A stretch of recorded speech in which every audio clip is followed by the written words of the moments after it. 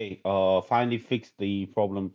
Well, guys, so today we are in the quarterfinals for the Supremacy League qualifiers one, and it's gonna be played by our boy Shio. And Shio is in today, guys. The Shio team light shop. It's got Ad Mayora, it's got Paxton, it's got insanely stacked team, and of course, it's gonna be coached by none other than India's best golem player, Degen. Degen is going to be the coach for them today. The match is going to start in 5 minutes. They've asked for 5 minutes tolerance. Let's just wait it out and see, how many are going to join, when they're going to join, and how it's going to go forth. So, guys, I see Expo Wish Player. That same Ruin. Hey, buddy, how are you? So, that same Ruin, bro, I want to let you know that we have a very special video on Monday. I would like for you to watch it. It's dedicated to the best viewer in our community, right? And it's for you, buddies. It's our birthday gift to you. So make sure that you watch on Monday, the special video that we'll be posting on our channel for you, man.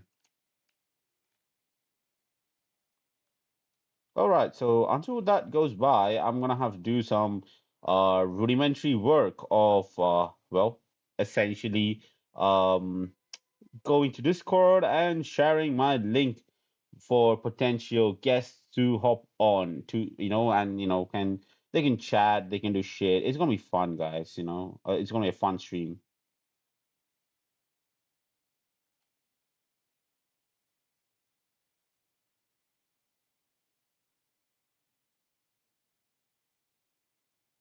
hmm I think, yep. So while that's going on, we're just gonna do the Discord work, the rudimentary work. Let's go, copy, paste. Um,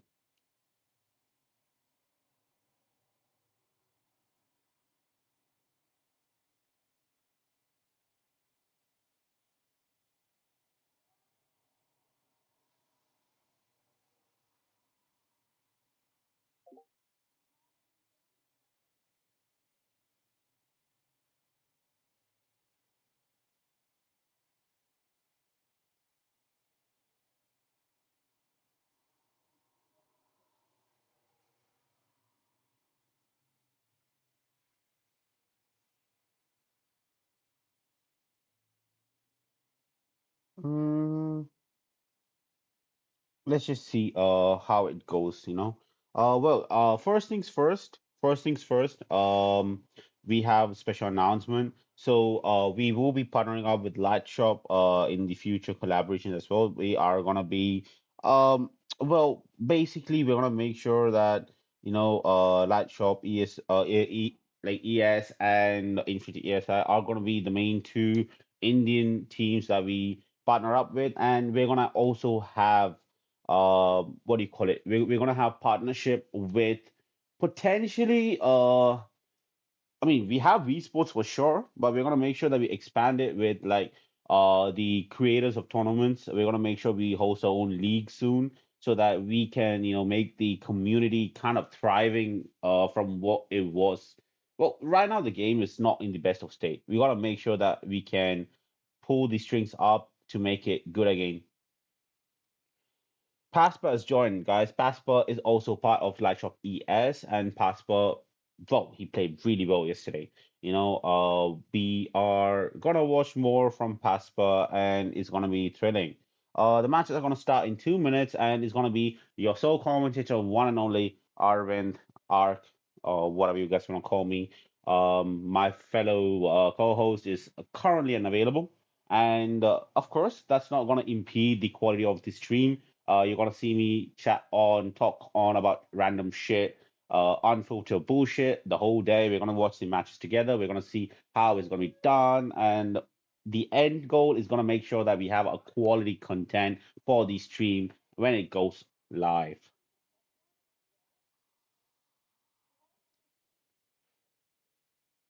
And without a further ado, we have the players assembling right now, and we're soon gonna see the wonderful Supremacy League qualifiers, one quarterfinals, first match by none other than Lightshop ES.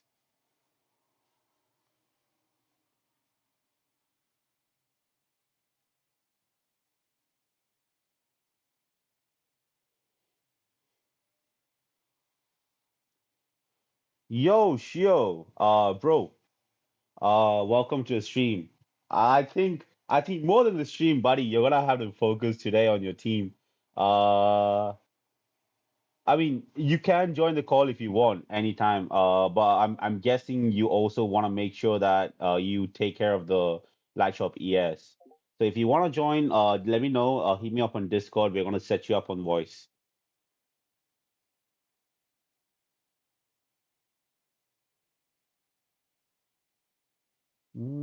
Four star only updates and announcements of anyone will accept.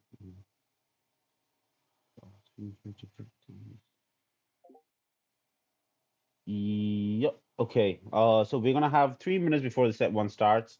Um, I'm guessing the first set is gonna be 2v2. And well, let's just see it through. 2v2 and King of the Hill are the two most important formats in the Supremacy League because that kind of shifts the momentum. The first 2v2 game kind of sets the tempo of how your team is going to play, and the second set with the King of the Hill kind of dictates whether you stay a winner, become a loser. It's like those sort of the pinnacle format that decides the outcome of the game. So let's just see how things go through. We have 3 minutes for the set one to start, and until then, we can just chill. We can potentially just, watch a gameplay if someone is playing on the clan. Yep. Haha. All right, there we go.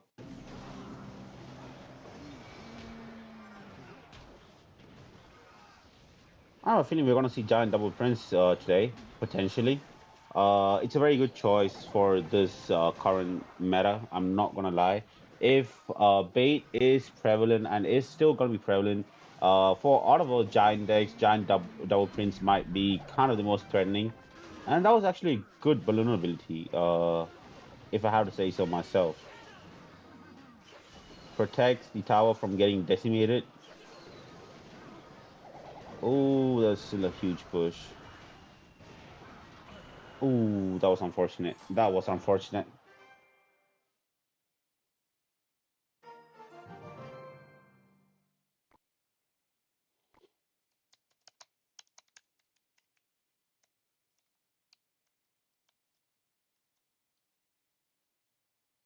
Think it should start anytime soon. I'm guessing there's a small delay because of lineup. Um, oh well, it is what it is, isn't it? Yep, there we go. Set one, two, two, best of three with no bans. And they ban lightning. Wow. Lava and lightning are banned. So in this format, if they say it's a ban, that means for all the matches, neither of the teams can use lava and lightning for the set one. And the set one is the 2v2 format, and it's gonna set up the tempo of the results for today.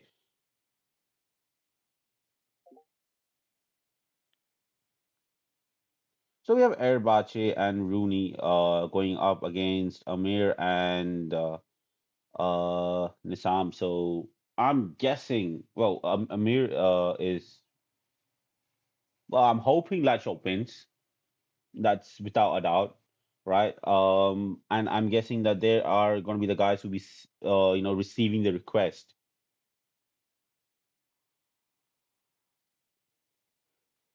Airbachi, we all know about Airbachi and what happened in the monthly finals, right? Airbachi was unfortunate enough that the first match, he lost. The second match, he repeated the card. He repeated the Dark Prince, so he was pushed down to the lower qualifiers. And the first match in the lower qualifiers that he had to face was none other than Mo. Like, hey Ash, what's up, buddy? Ash.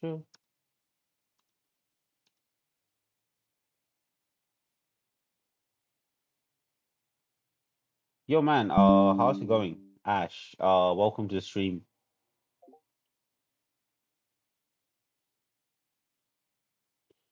And we are almost in. Yeah, we are in. So we have Paxton, guys. Okay, so Amir is Paxton, in case you guys don't know, right? Let's see how it goes. So now we have Paxton. Did you change your accent a bit? I mean, no. I mean, I can do multiple accents. So it just depends on what you want. Do you want like an Indian accent? I can do an Indian accent. That's not a problem at all. I can do it. Or if you want like a British accent, I can do that. That's not really a issue for me. Um, I just, it just comes naturally. Or if you want like a Singapore accent, I can also do that. Not a problem for me.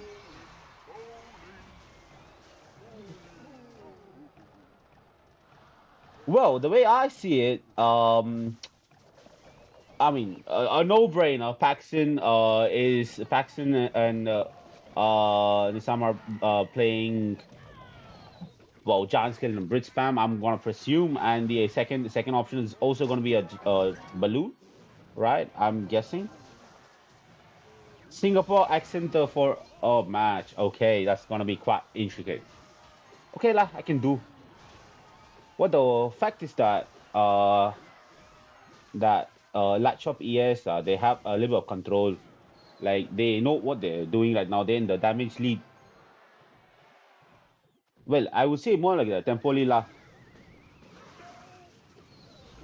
The Royal Giant is going to be a problem, but I don't think the it's going to be like uncounterable. They can go in for the counter push whenever they feel like it.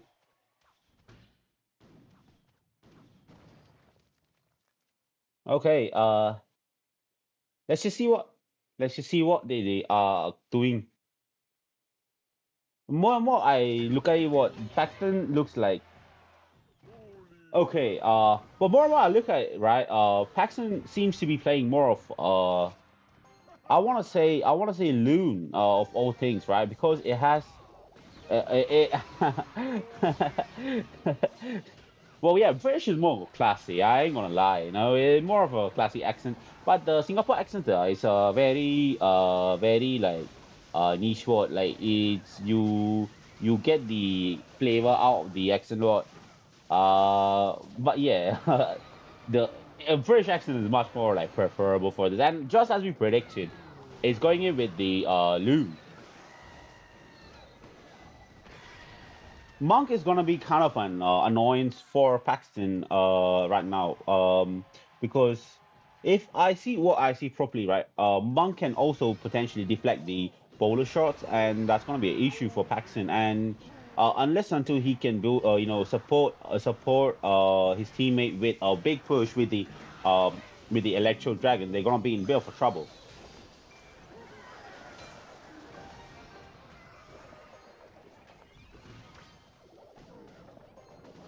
Well, a double Rojan deck is pretty strong in this matchup, but I wouldn't waver from the fact of the deck choice with the freeze. It looks more and more like more of a control pressure combo for Lightshop ES as they go in with another balloon push.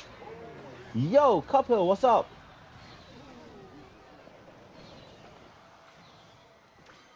An immeasurable damage lead for the opponents at the moment. Um, I want to see how Latchop ES gets back through from this deficit. Here comes the Magic Archer to snipe down on the impending push. It's gonna support and take care of the Lumberjack as well. That's gonna be a potentially wasted Lumberjack. And here comes the Ram Raider that's comfortably taken care of by both the Cage as well as the Bowler. Well, the thing is, Lightshop need to try to dominate with the balloon, but unfortunately, the matchup is kind of in their deficit, right? Yeah, they have the King Tower up, but against the Royal Giant, whether the King Tower is up or down, it's not gonna make much of a difference. They're still gonna like dominate without the King Tower activation. So let's just see how it goes. Do I feel lonely? I mean, yeah, fuck yeah, man. Like, it's always fun when there's more people on the stream. But then that doesn't mean that, he's with his family, he's on vacation right now. So obviously, we gotta do what is best for him.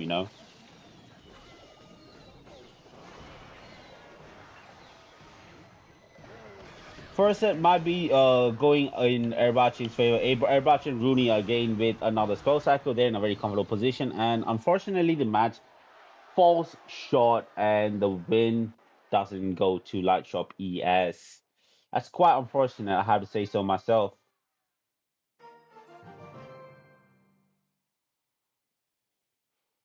Now comes the very, very important question. How are they gonna handle the second match? Because if, I mean, Latchup ES need to change up the strategy. Let's look at the current lineups of what they chose, right? The way I look at it, Royal Giant had a very comfortable counter position to what Lightshop brought in. Paxton did try to play with the balloon and potentially get through for the cheeky wins, but a bit of building and with the Phoenix and the Hunter, it's looking more and more like an impossible. It looked more and more like an impossible task, and at a certain point, you gotta like ask the ultimate question, right? Do we just go in and just get chip damage and try to make sure we don't get tower damage? But that's hard when you're facing Royal Giant because Royal Giant also can decimate your tower guys.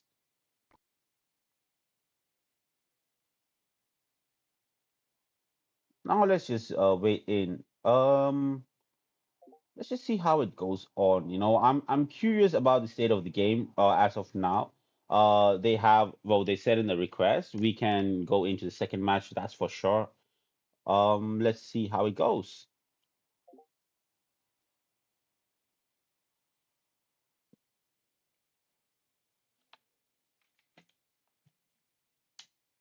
Yep, we're into the second match.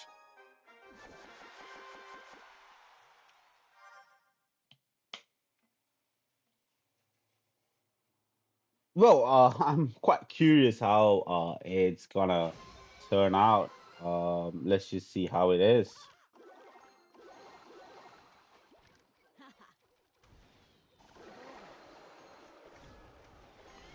Are they repeating Roy Chan again? It's a potential. So there is a version of a Royal Giant that runs the arches. So yes, it is a potential.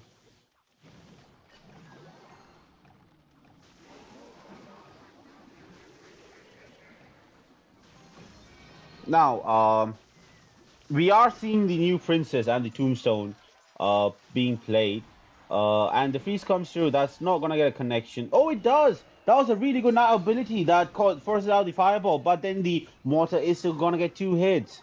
Quite an quite a topsy turvy of situation. The balloon connection is gonna get immense amount of damage on the tower for our team.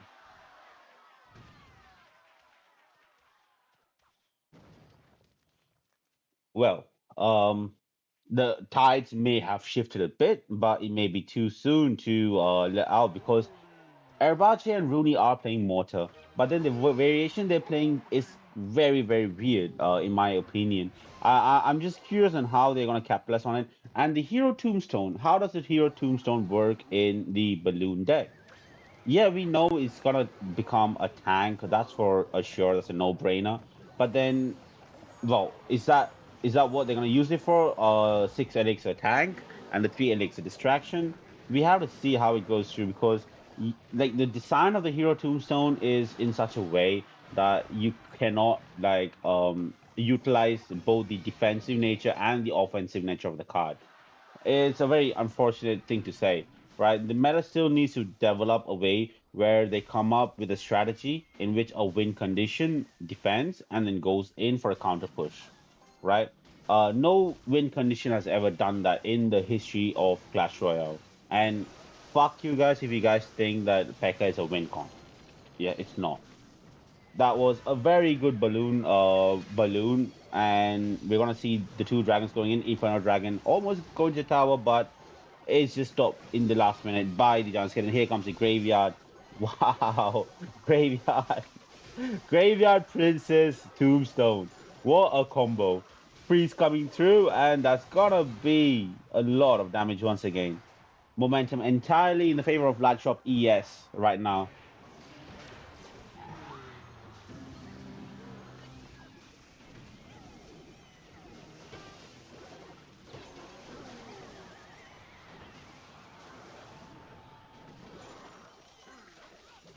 Mine are getting in the chip damage. Potential comeback is possible, but it depends. You know that was a forced out ability, man. That was a forced out ability, right? They had no other option. Now, I wouldn't say momentum has shifted completely, but it is, becoming more and more balanced as both the towers for Latch Up ES are looking around 1500s, man. Mortar's gonna be taken care of by the balloon if the Phoenix doesn't kill it on time, and it doesn't.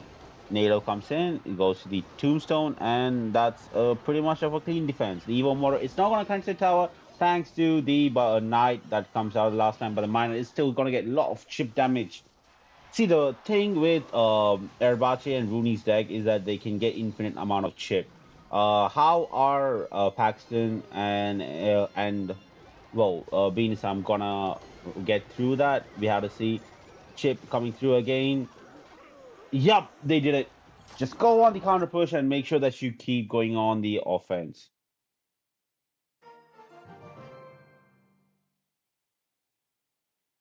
And with that, guys, the first set goes to Lightshop ES as they take the victory in the 2v2. And, well, let's just see. Oh no, I'm mistaken. Currently, it's 1-1. We're going into the third match. While we wait for, I think, again, once again, Erbache and Rooney are supposed to send the request, right? So let me tell you guys once again, the ban is on lava and the lightning, right? Um, let's just see how it goes.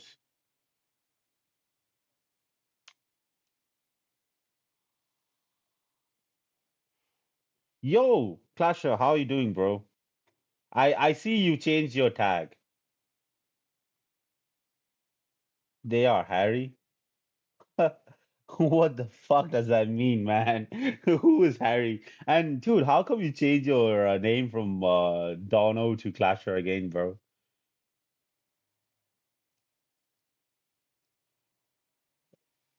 Well, we have 2 minutes for the request to come in. Oh, it comes in. So we're gonna go into um the last match of the set.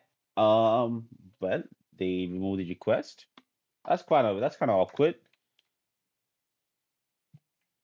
Might be last minute deck building choices.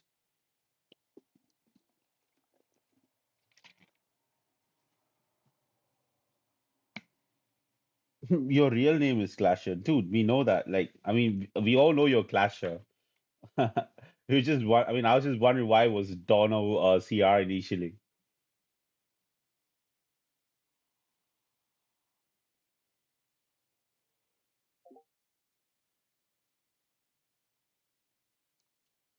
'Erbache has sent in the request. Yo, my man, how you doing, buddy? Welcome back.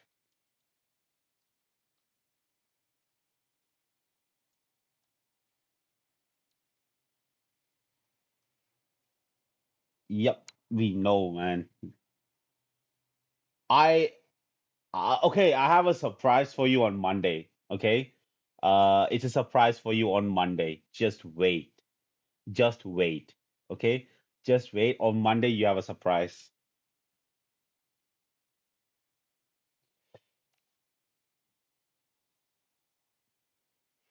100% man, hashtag which never die. You have a surprise video for you, right? It's a dedicated video, man. You have a surprise video. Just trust me, you're in for a thrill. Okay, just wait for it. On Monday, you're gonna get the wonderful, wonderful video that I think you're gonna love. You're gonna love this video. Yep. We're in to the third match, guys. So right now they're 1-1. Right, they're 1-1 currently. Erbachi and Rooney, yeah, man, thank you. Just wait for it on Monday. We are uploading a new video that I'm sure you're gonna love. Okay? And the video is also gonna be associated with a challenge that you're gonna love. Okay? Trust me. Now, I wanna say Hero Tombstone. Well, I wanna see Hero Tombstone thrive in today's tournament. Um, it is. it is a big request. It is a big request to ask for Hero Tombstone to be viable, but nonetheless, I think it is a good card, right? Hero Tombstone is a good card. The main problem with Hero Tombstone is the fact of its awkward archetype setup. You want to use it for graveyard as a separate tank, you can, but it's expensive. Like, why would you want to spend 9 elixir on a hero, right? Arabachi and Rudy going in with another mortar combo. I have a feeling that's their favorite card.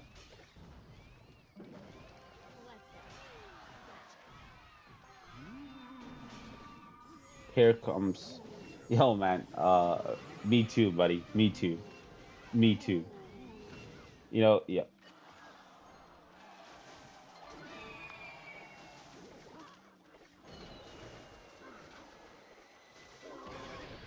There you go.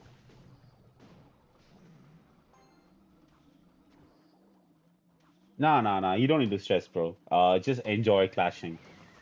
That's a good activation. That's a good king activation. Bro, the king activation against the motorbait is gonna be kind of pinnacle for Paxton right now. Right, Lightshop ES in a comfortable position, even though they have both their tower damage compared to their opponent. It all comes down to how the flow goes through.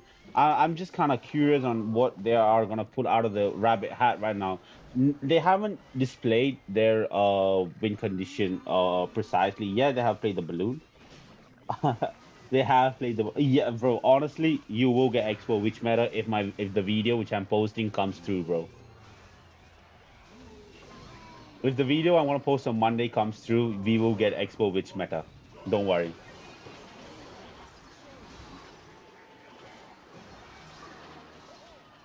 Well, another crucial tornado coming through.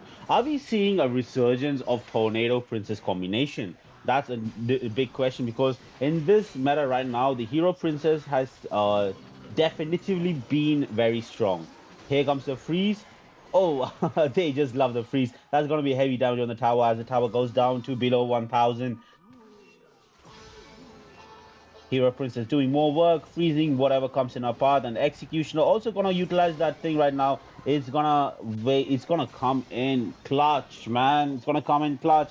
And here comes that log is not gonna do much to the execution. They still have to respond to, and they do, and here comes the wonderful taunt ability by the knight that's gonna make sure that it goes and latches on to the mortar.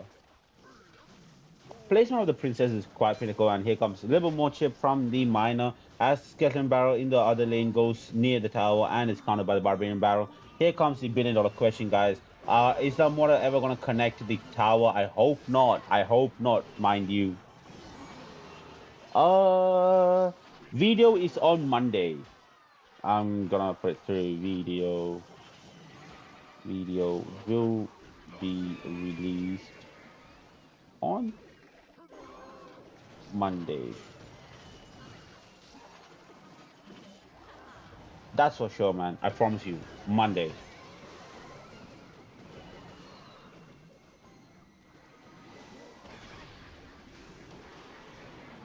Oh no, that this is yup. There we go. That's my boys. Lightshop ES clutches the win, and they take this round. That's what we want to see. We want to see Lightshop ES wrecking the fuck out of it right now, man. Like that's what we want.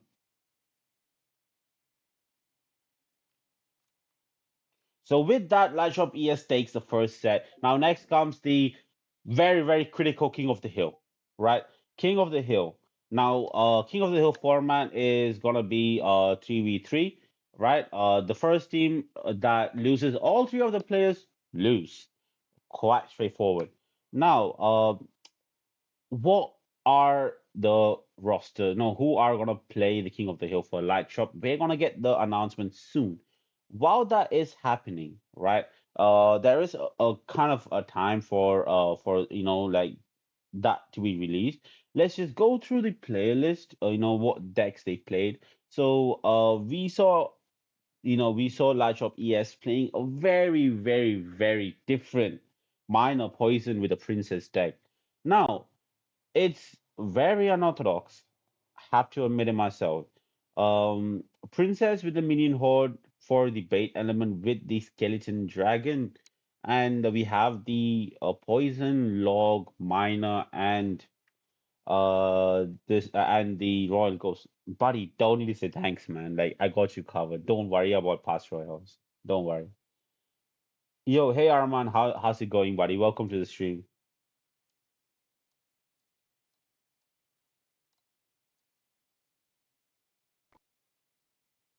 What do we have here? I think well, we just gotta wait out. So we have the lineups that are gonna come through any moment now. And there we go. We have the lineup for set two. So set two is gonna be played by Erbache, Rooney, and Nosy. Yeah, man, it's okay.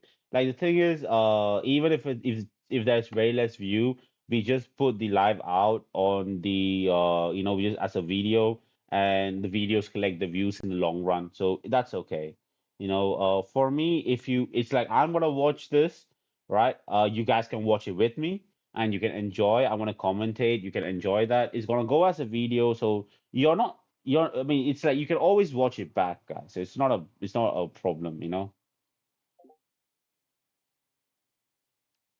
But of that being said, right, we generally do this in this channel, right? I mean, Arman, if you're new, I mean, if you've been here enough, you know what we do, right? We always bring in potential streamers to be on Voice Collab. We have a co-host who's apparently on vacation right now, so I don't want to disturb him.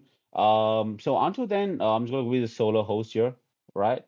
Uh, Nah, man, it's not hard. We're just like chilling right now, man. Like genuinely, I just like look at chat, talk to you guys, and just like vibe. Not a big issue for me.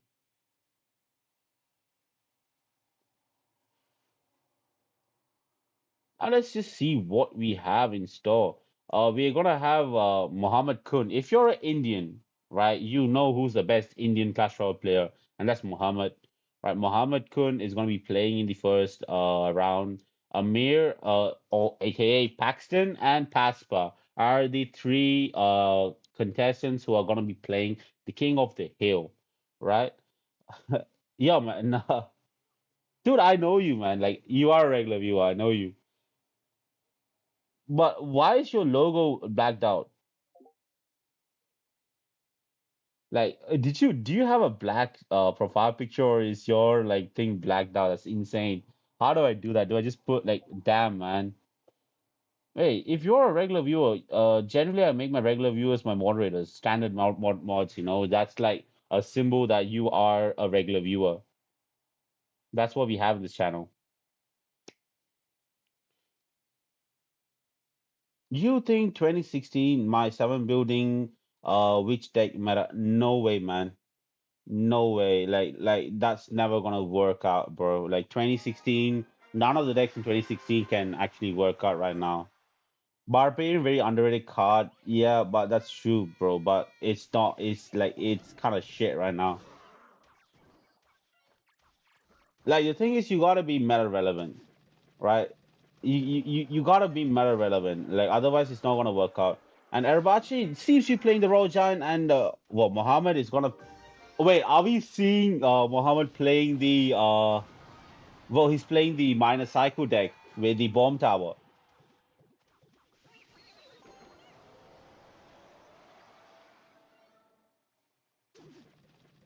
Here comes the minor and the bats to push in. That's going to be countered pretty comfortably with the Phoenix. A little bit of chip damage here and there. I think right now Muhammad is looking for option to go with the. Well, he was going to go with the Magic Archer, but now he can't. Yo, yo, fake Mo. Nah, bro, he's the Indian Mo. He's the Indian light bulb.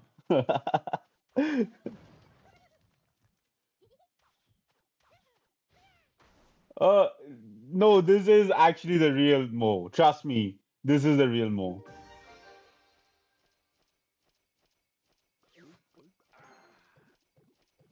You guys don't know this about Mohammed Kun. Muhammad Kun actually plays four primary decks, right? One is Minor Rocket, second is Pigs, third is Hog, and finally is Drill, right? Out of which the best deck is actually the Hog Lightning or Hog EQ based on the situation.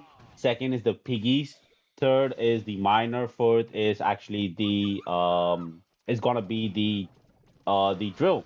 Like drill, yeah, that I mean like unbiased opinion, like out of the archetypes he plays, he's a little weakest with the drill. But when he plays minor, it's mainly to snipe the opponent's deck, right? Erbache is playing the Raw Giant. Nah man, Nightbot is my baby.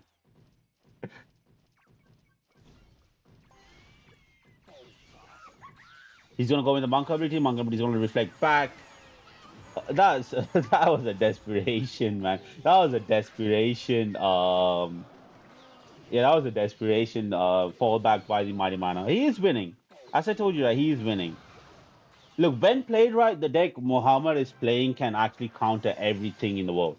When played right, that's a crucial point. Okay, like this minor control deck can literally counter beatdown, can counter bridge spam.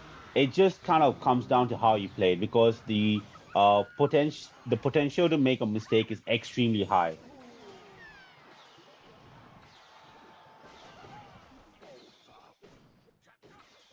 Yep.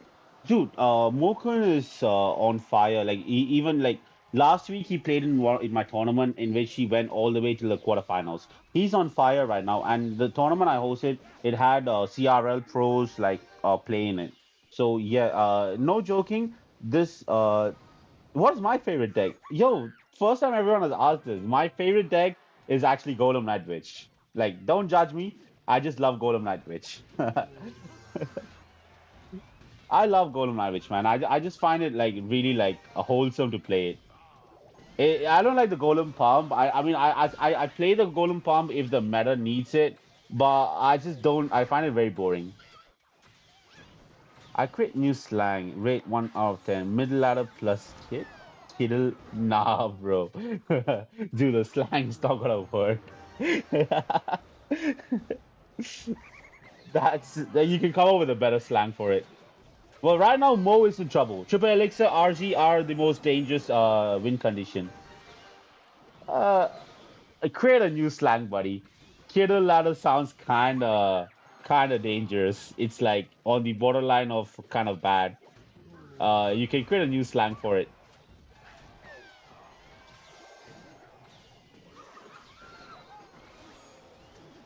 Well, W mommy night witch golem. Dude, Night Witch mom.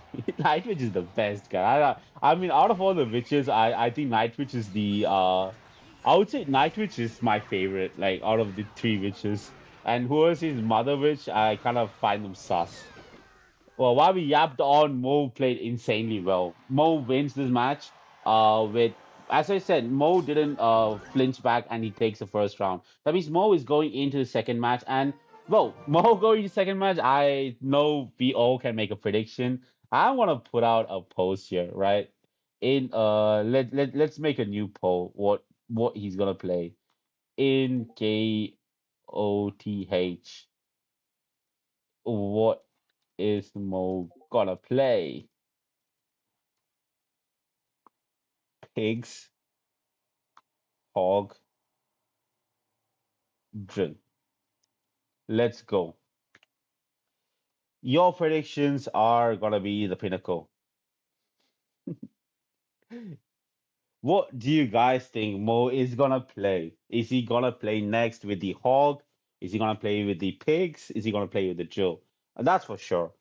If he changes this with something else, I'm gonna be shocked. I wanna say hog or pig as well, man. Uh Fireball and poison is banned. Nah, nah. Mo doesn't play Mega Knight. Mo doesn't. Mo plays more of the light decks. He doesn't like playing the heavy decks. So that much. I would say he will not take. I mean, he can because Like, imagine this, right?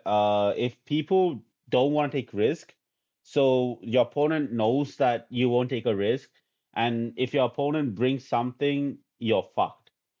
Like, I can guarantee that the next opponent is gonna play the Mega Knight. Okay, that I can guarantee, right? This opponent didn't. The next opponent will play the Mega Knight against Mo. That's kind of a no-brainer because the other three win cons that Mo's gonna play is gonna be counted perfectly with the Mega Knight.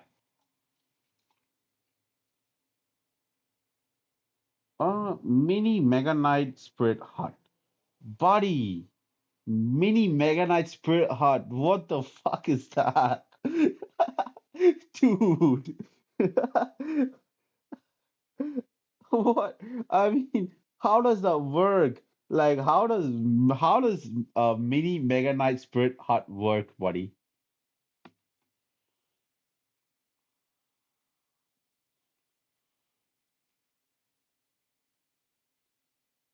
I just hope Rooney doesn't play MK because statistically Rooney I actually kind of just went through his decks and everything. He doesn't seem to be a person who prefers the heavier decks. But that being said, I'm not confident enough to say they won't snipe Mohammed right now.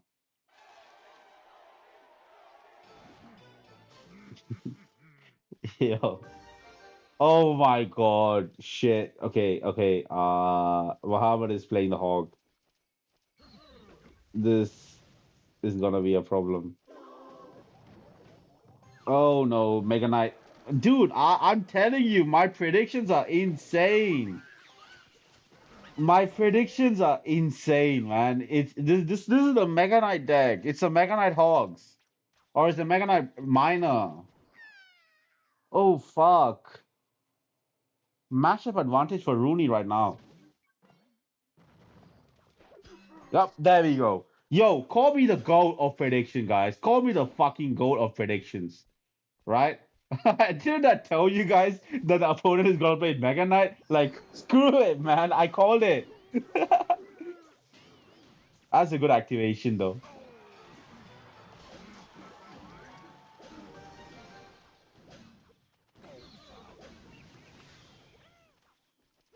See my list. Okay, mini Mega Knight, mini version Mega Knight, Spirit, Mechanic, Spirit, Heart, Building, Summon Troop. No, bro, that's gonna break the game. No one wants, like either no one's gonna play it or everyone's gonna play it. Right? If anything is like that, that's a bad idea. That's a bad idea. If like no one's gonna play it or everyone's gonna play it, it's gonna be shit. Trust me, like it's not gonna be balanced. All right, so now let's just see how Muhammad breaks through. You want to add mini Mega Knight Spirit Heart? No, bro, 100% no. I don't want. I don't want.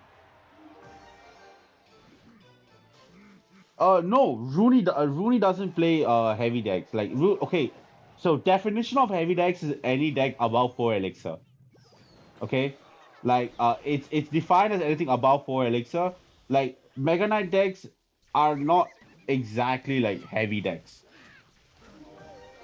Like, yeah, you spend 7 elixir, but that's for positive elixir trade. You don't play anything. And even raw giant decks are not like technically like heavy decks. Like they are significantly lighter than people expect it to be.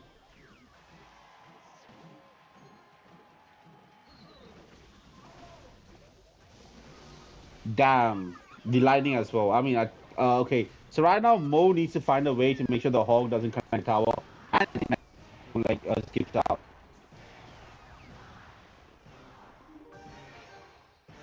All right, let's just see how Mo takes it on. Here comes a push. Again, it's going to be countered by the Mega Knight. At a certain point, Mo's only way of breaking through is actually getting the chip damage by the Firecracker and making sure that he can Lightning Cycle the way to victory. But if Mo takes this, guys, I swear to God, Mo is in the most comfortable position in the game. Right? If Mo takes his win. Because that would be equivalent to facing one of the hardest counters for your deck and beating the crap out of it.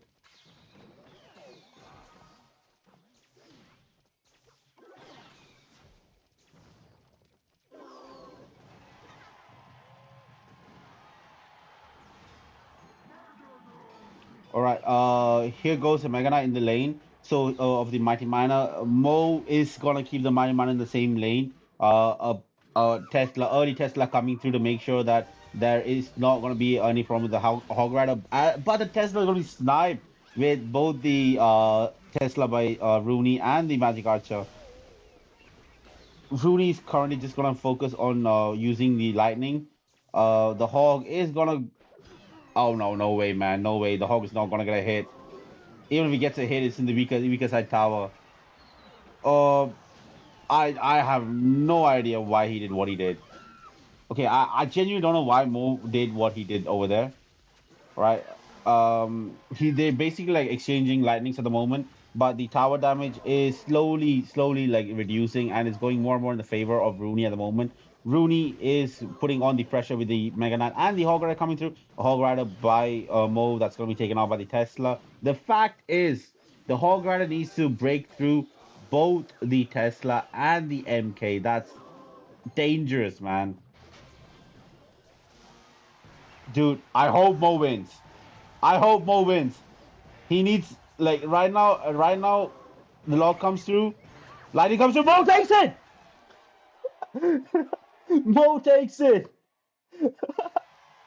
Mo beat a hard counter, guys. Mo beat a hard counter.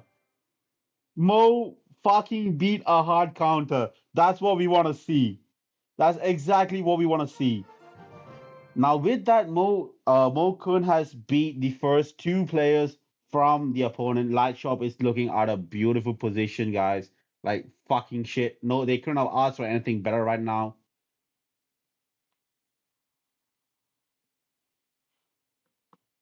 I'm just gonna I'm gonna do the honorary thing. Wait, I'm gonna do the honorary thing. I want to text you.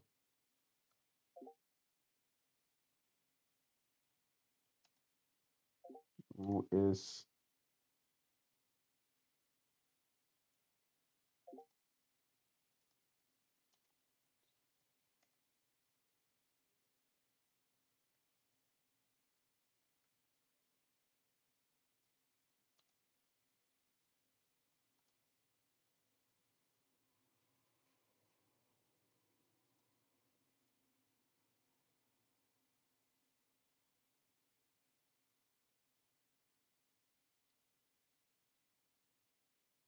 okay, guys? We are in.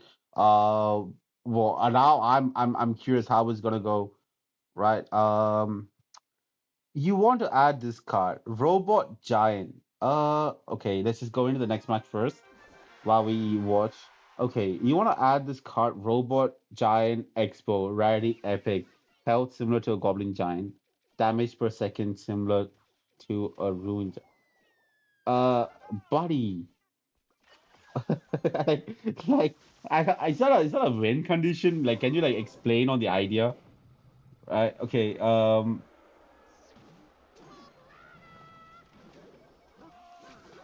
No, I kind of like the idea. I'm not gonna lie, but just expand on it so that we know what's happening.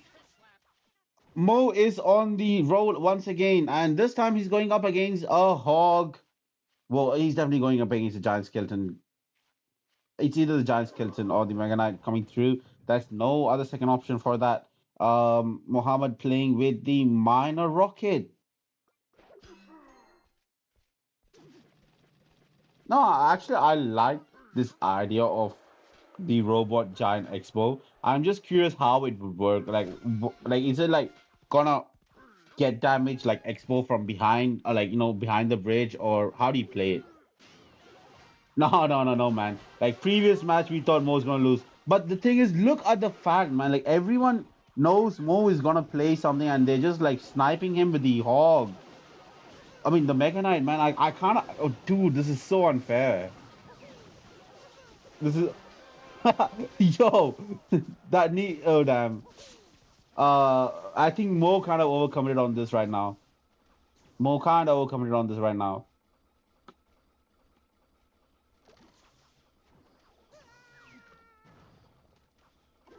Like genuinely, I don't want Mo to lose because Mo, if Mo wins this is called the sweep, right? Taking on three opponents as a single player. But let's just see how it goes. rocket cycle starting off by for Mokun.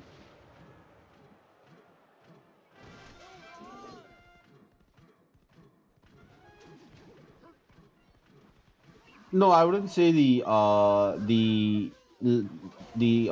was overcommit. You need that damage. Like this particular deck which Mo is playing, the Nate deck relies on like the rocket cycle. Like your damage is not gonna come from the miner, and that's gonna activate the King Tower. This is gonna be bad. This is gonna be bad for Mo. Mega Knight also coming in to the opposite. Why is Mo rocketing the other tower? Why? Okay, at this point, I'm as perplexed as you guys are. Why in the world, like, did he do that when he could have just, saved up the rocket and defended? Well, we're not the pros here. Yep, he also. Nah, we don't talk about that. We don't talk about that. I didn't notice, but I don't want to talk about it because, well, yeah, it's just, we don't talk about missed rockets. Megan also like coming through. Yeah, he missed two. I mean, yeah, but that two lightnings wasn't a miss. That he was trying to predict the Tesla, and the Tesla is always playing in the anti-lightning area. So you can either lightning the Tesla or you can lightning the building, like the tower. I don't blame him, but here comes a lot of hogs. Lot of hogs. Mo is in trouble right now.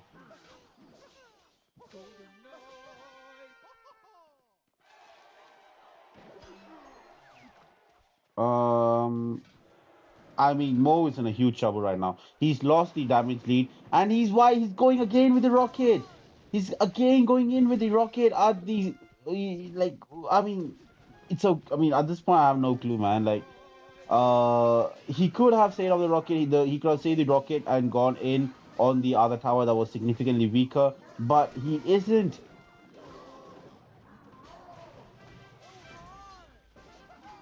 Dude, like, guys, this is exactly what I call by sniping your opponent. The opponent knew that the one card Mohammed is gonna have trouble facing is definitely gonna be the MK. And knowing that they have abused MK in two matches in a row, right? So what can we say? What can we say? Mohammed has been playing wonderful on top ladder right now. Even the previous tournament, he was playing wonderful, but yeah, this is kind of yeah, man. Arman, like you genuinely predicted it, but I didn't want Mo to lose. Well, it's okay. It's okay. It is what it is. He did try playing Minor Rocket. I'm gonna end the poll. Arc, see my message for the idea pick. You wanna add this card spell, a 6 elixir called Staff Skeleton. Transforms enemy card skeleton, but when the staff die, delete ability. Bro, isn't that Goblin Curse? Like that's already Goblin Curse. So I mean, why? It's just Goblin Curse.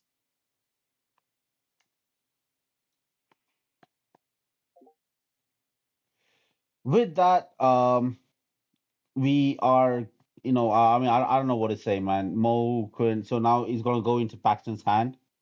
He's gonna go into Paxton's hand. Paxton is gonna go up against Newsy.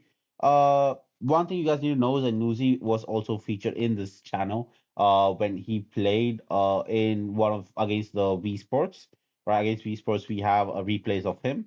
Low key, if genuinely speaking, right, if the pros really want to like snipe, they just need to go into our live streams and just watch the decks they play. Like they literally have the entire data. Uh, yo, that's gonna break the game, bro. Like that same ruin, that's gonna break the game. Knowing Paxton, right? I wouldn't be surprised if Nuxie brought in the Giant Skeleton Brit spam. Because Paxton is definitely playing RG.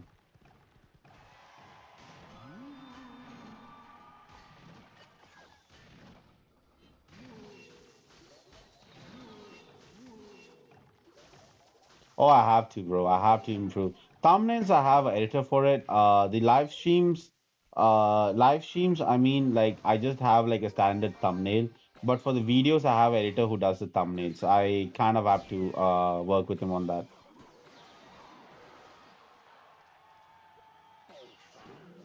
Golem. I mean, what do you mean? Like, try improving thumbnail and title of the videos. Like, the title is just what it is. Like, live streams, we just make the title what it is. I mean, of course, we can always work, make our things better. That's for sure. If you want, you can hit me up on Discord with your ideas. That's for sure. Like, I'm always open for your suggestion on how to make the content more presentable. You can always hit me up on Discord.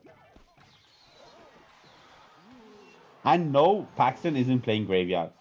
If that is what you mean, like graveyard. I mean, not graveyard, sorry, golem. Paxton isn't playing golem. That's for sure. Paxton is most probably playing RG or he's either playing. I want to say it's RG or Giant Skeleton or something. I don't think it's a graveyard deck. I don't think it can be a graveyard deck. Mega Knight Tower, 3000 health.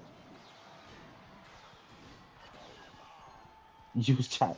Uh, ChatGPT. Okay. So something you guys don't know.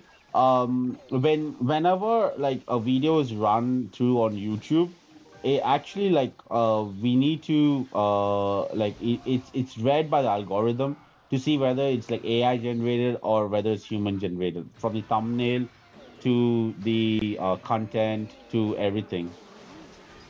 Oh my God, Paxton playing the Goblin Giant. This is something I would not have guessed, man. Mega Knight Tower troops. I mean, dude, nah, bro. Mega Knight Tower will not. You should not come to the game.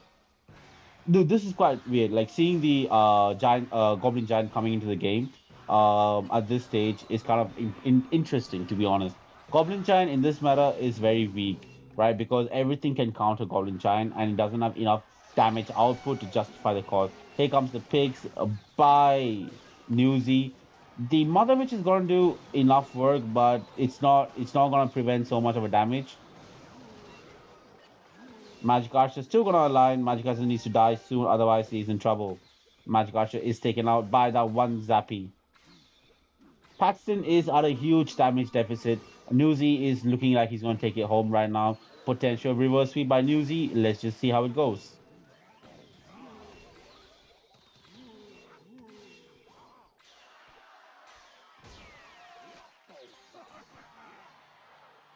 Dude, Goblin Giant is super weak, man. Look, I'll tell you what's the problem with Goblin Giant, right? Goblin Giant's problem is that they nerf the HP and other factors too much that it doesn't justify the cost of 6 elixir. A harsh take, right? I would rather it be uh 5 elixir right now with the giant and 6 elixir. It's just not justifiable. And bro, don't worry, man. Like people like your idea, but we don't want Mega Knight Tower, bro. Like no one wants Mega Knight Tower. Like that's gonna be like insane. It's gonna be insanely broken.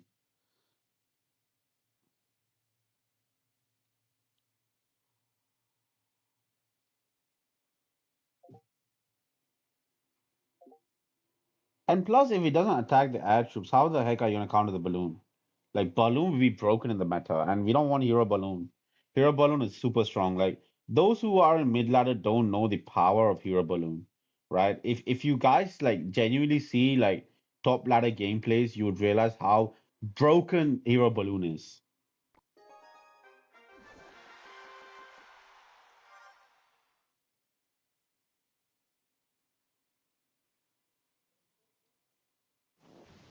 Paspa is the third option for our boys right now. Paspa going in with the I want to say he's using graveyard. Uh, I mean, bro, like your idea, if it comes in the game, lava loon will be broken, loon will be broken, basically anything will be broken. Oh yeah, it is. Paxton's main deck is the Goblin Giant. Yeah. No, but that doesn't mean he's a strong card. He's just a very skilled player. Look, I would agree like Goblin Giant was broken, was insanely broken.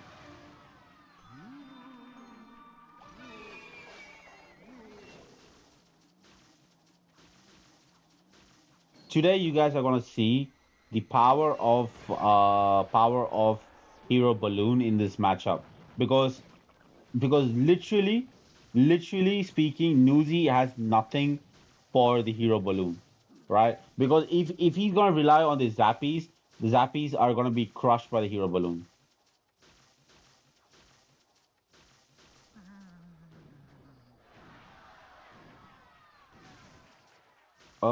Drill or balloon? Okay, that's a hard question. I would say balloon is significantly stronger than drill. Balloon is significantly stronger than drill. Just drill is situational and meta dependent, but whatever the meta, balloon is strong. March coming through.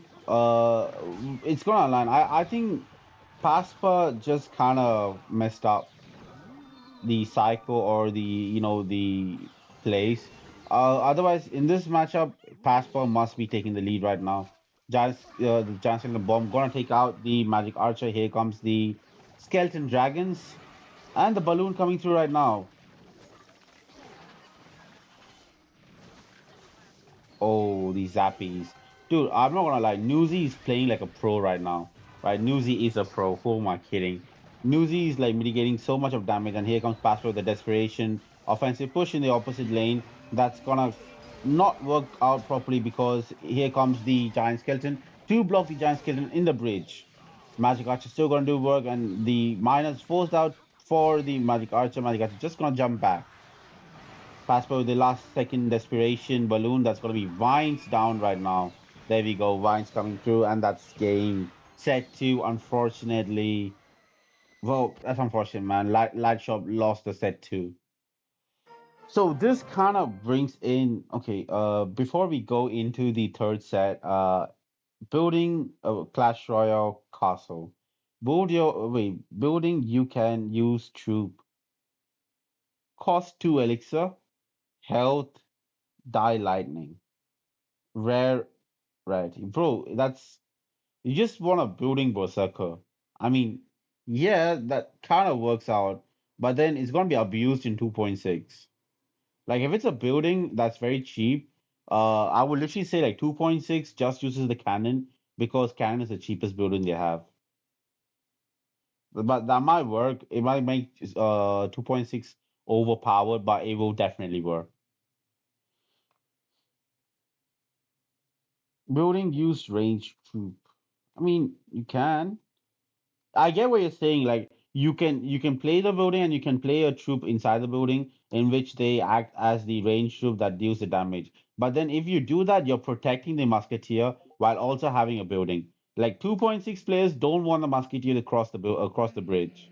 They just want the musketeer to stay inside their side of the field as much as they want. So essentially, what you're doing is you're helping 2.6 get broken again.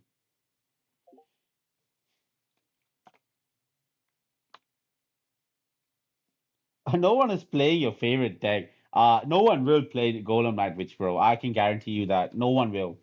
Like because like it's kind of dead. Yo, Dex, Dex, my boy, how's it going, buddy? Wait, where's this card? You would have texted for sure. Yeah, okay. Let's go in. Yo, Dex, you're always welcome to join a call if you would like, man. Except no one isn't here to piss you off.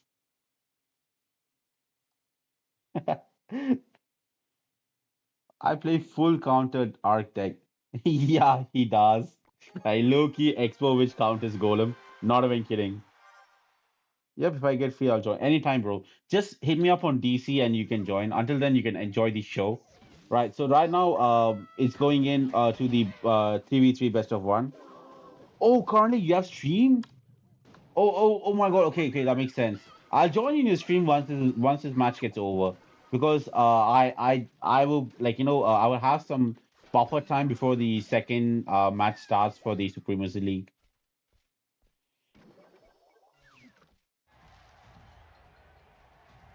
Well, now Newsy is Newsy will definitely counter Mohammed Kun. This is what I meant, guys. Like the problem is everyone is gonna run Mega Knight if they see Mohammed is playing.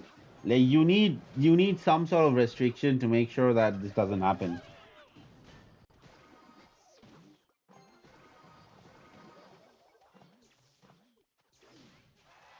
Well, I want to see how Mohammed breaks through this. Once again, a hard counter to what he's playing. He is playing the minor Dark Prince. I'm guessing it's the Rocket version, but I don't want to, like vouch before it is what it is. Dude, yeah, it's on Monday, bro. On Monday, I'm releasing the hashtag which never die video.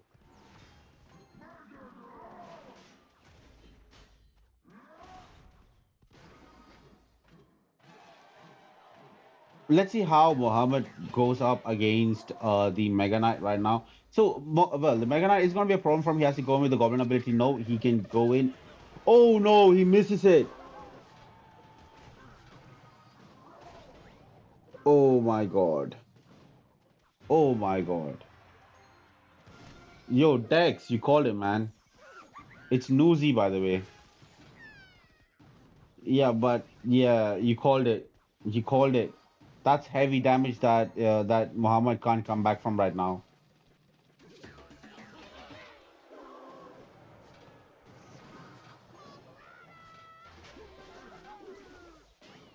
Well, the Tesla coming through will counter the Hog Rider, but the Musketeer is going to snap down the Tesla.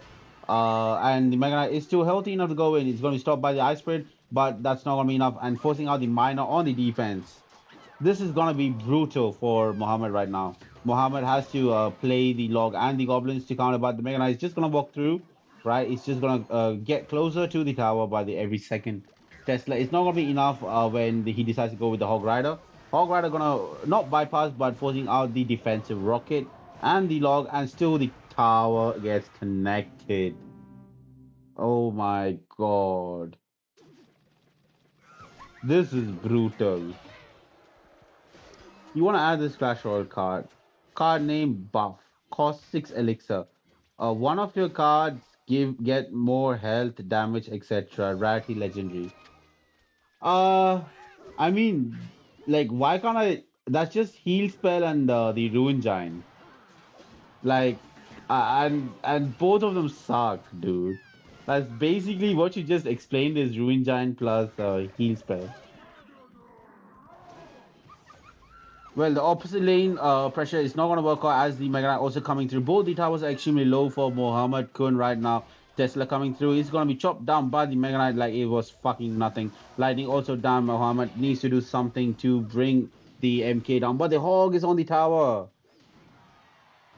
EO MK goes both ways. Sometimes it's worse than normal MK. Yeah, I agree with you on that. That's the thing. That's kind of what makes it unique. But the buff they gave to, or the nerf that they gave to Mega Knight was a hidden buff. And with that, Muhammad loses the first match to Nuzi. Whoa, this is kind of a bad stuff for Muhammad. So the Seattle duel format just means that the of course the Mega Knight is out of the equation now, right? So next, we all know he's gonna be Pig's Lightning or Hawk EQ, right? He's gonna run either one of that. And well, the irony of the situation that Mo is in right now is that people can just comfortably snipe his deck if he chooses to play his regular decks. That's the thing. Like Mohammed Kun has been in many matches right now, right? And the problem that is being faced is even us viewers are able to predict his deck.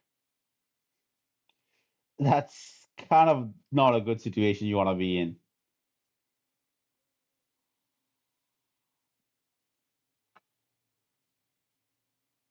Well, let's just hope that he doesn't play pigs. he plays something else. It's gonna be pigs or hog. I'm quite certain. And if it is hog, it's even more disastrous because the opponent can just run building plus tornado, which is always a viable option.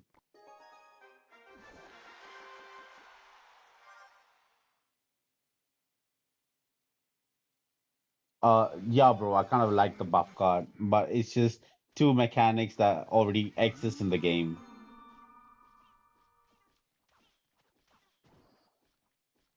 And I'm not gonna lie, Arman, uh, it was the hog, so you missed out just a little bit. I think Mo will take the risk and play hog. Oh, yeah, yeah. Now you're right, bro. Oh yeah, you guys have like 10-second lag. I just noticed that. Yep, yep, you're right, bro. Hog against. Wow, there we go. That was aggressive. That was aggressive. That was aggressive. The bowler is going to get ton of damage on the tower and is still healthy enough with both the bowler as well as the ghost coming in. That was a good prediction. That was genuinely a good prediction, forcing out more elixir for Mokun. Nuzi is in control even though he's not in the damage lead. When we look at the elixir expense, I would have to go and say that Mo did technically spend more in the exchange. Bye bro, like bye same ruin. Where is Naman? Naman is on a vacation with his family.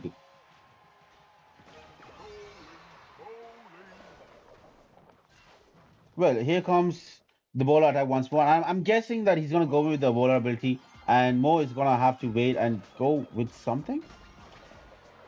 Uh, okay. Okay, so Bo decides to take in the damage and just play the cannon. I'm guessing that was an internet glitch, Wi-Fi problem. And here comes the hog rider by Mo, and it's gonna be taken in by the fisherman and an opposite lane pressure with the Royal Ghost.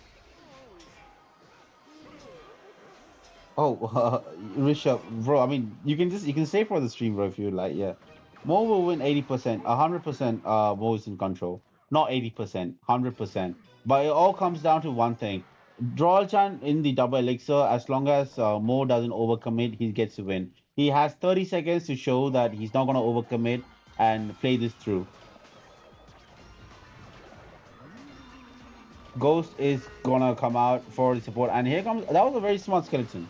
The skeleton kind of distracted the ghost to make sure that it doesn't destroy the mighty mana. Mighty mana pulled by the fisherman. Lightning comes down. Now the furnace is gonna do some work.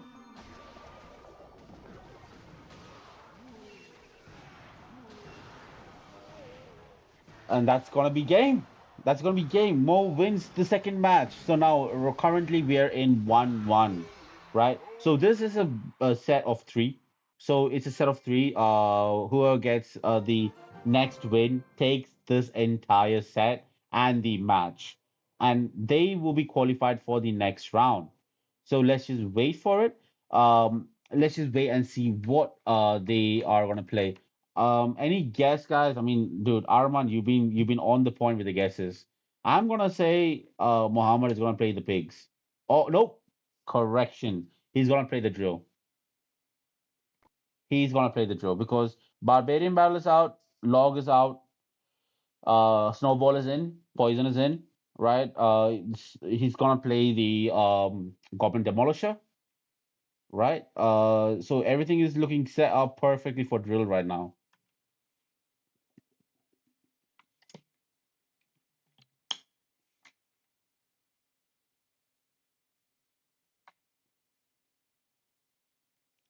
Okay. Yeah, even you agree, man. Like that's the thing. Mo is definitely going with the draw, and if he's going in with the draw, the opponent, what do they have? I kind of want to say, okay, that's passport. Sorry. I kind of want to say that they are kind of predicting for the drill, right? Look, they have two heavy splash units in this deck, right? And on top of that, what do you mean, and he will lose? Come on, bro. Come on. Like, don't say that.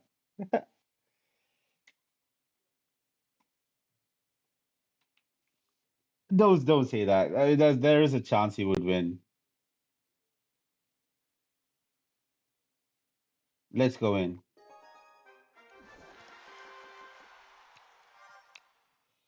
Well, bait. All right. Muhammad changing up his deck. Well, now I'm more and more curious on what he's playing.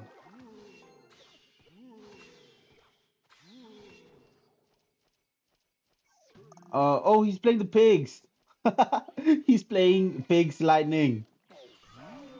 That means what is his choice of small spell? I'm guessing. I'm wait, not lightning. I think he's playing pigs. EQ or pigs fireball because he hasn't played either of them in this match so far. He's got the bomber. He's got the demolisher. Sorry, not the demolisher. The berserker. He's got the wizard. Wow. Yo, bro, Arman is just calling the shots right now, man.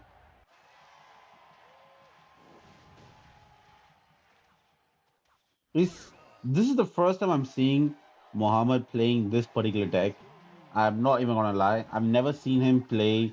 Muhammad has always been more comfortable playing with a bunch of spells in his deck for the positive elixir interactions or to get the breakthrough.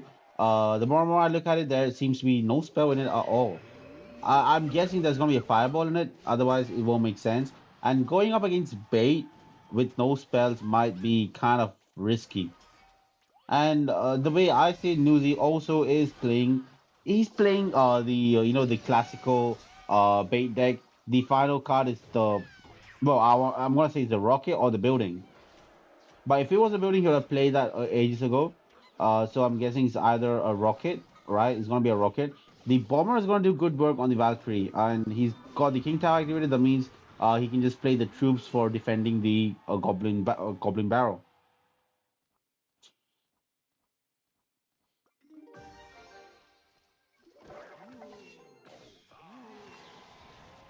Yep, there we go.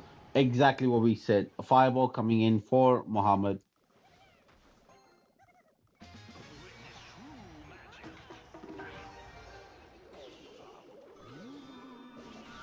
I'm gonna lie, Bo opponent is playing very bad. Yeah, bro. I mean, I wouldn't say bad. I would say they anticipated a deck, so they anticipated that Mo is gonna play drill in one of the matchups. So, or they thought he's gonna play the Hogs in the previous match, so they brought in all the good counters for Hogs. So this is a good option for Mo. Like, see, bowlers out of cycle, he can't. He's not gonna face the. He's not gonna face like what do you call it? The Dark Prince or the Ghost. So this kind of is perfect for Mo, and he takes the win. Just as we say, Mo takes the win. Like that's match. That's match. GG's. And with that, we have the victor. We have Muhammad taking it for the third set and making Light Shop qualify for the next round. So let me just do the honorable thing of congratulating them.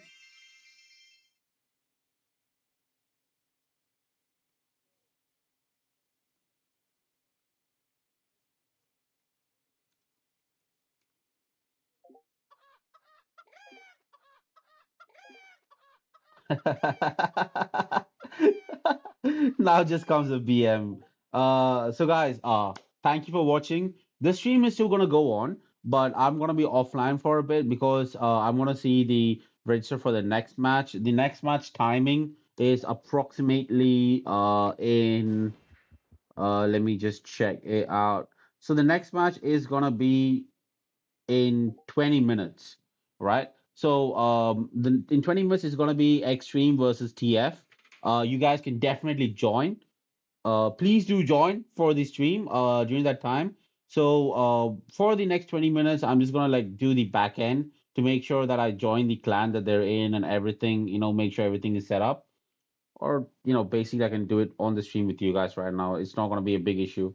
It's gonna go on, guys. Like we have one more match that we're gonna stream. It's gonna be TF versus Extreme Games. Uno momento. Yep. Um.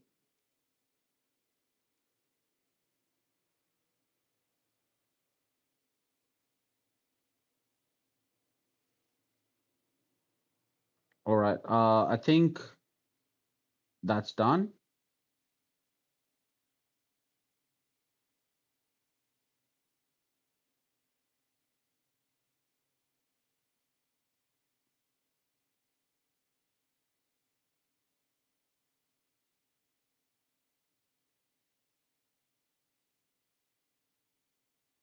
Bro just said New Z top six last Seattle playing. Yo, bro, but then Mo played insane, man. Like fuck what they said, bro. Like Mo played insanely good.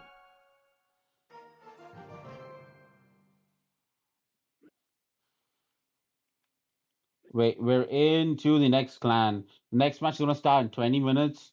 Well, approximately 10 minutes. So we have ample amount of time. TF Esports is gonna go against Extreme. Um, let's just see how it goes. Dude, Mo clutched it, man. Like Mo clutched the last match. I genuinely thought that the second match, like Mo was gonna go pigs and kind of like be hard countered, but he went with Hog, and that kind of was a very big advantage for him, and it turned out well. The aggressive lightnings worked out. That's the key thing about Mo.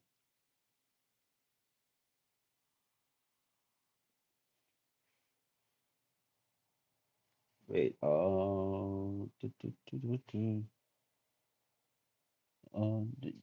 still streaming.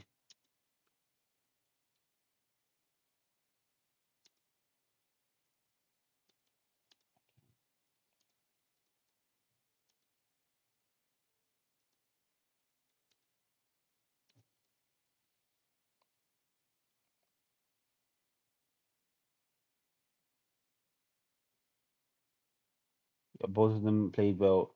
More coach picks were good. Dude, no, the last deck was insane. I genuinely thought he was gonna go with the drill, right? I thought he was gonna go with the drill, because there was what do you call it?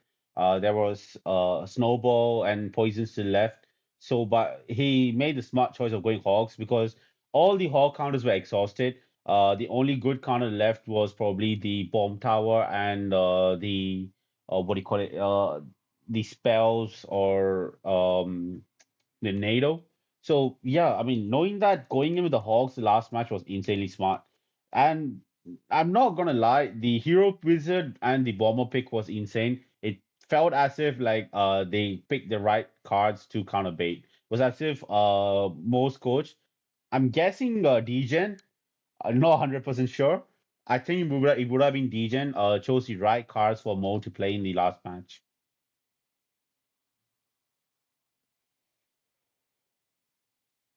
So guys, I'm gonna be off for like 5 minutes. So I'm gonna blast this stupid theme song in your face for like 5 minutes while I come back.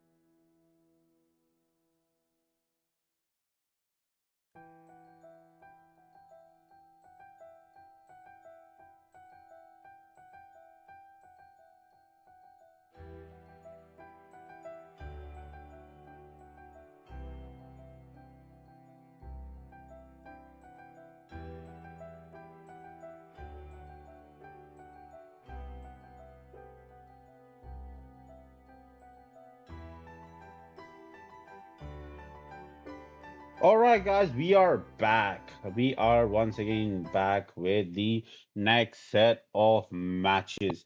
So the next match should start very soon without a smidget of a doubt. Just waiting for them to come in through. So if you guys have any wonderful ideas on what we can do until that comes through, I mean, you can voice out whatever you want, guys, like genuinely at this point. Um, let's just see what we have in store. So TF Esports was the Extreme is going to be the next match at hand.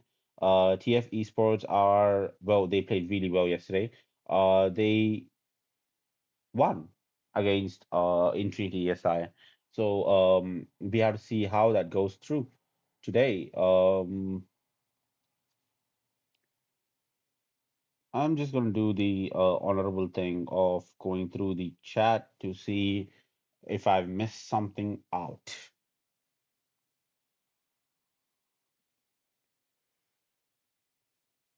Okay.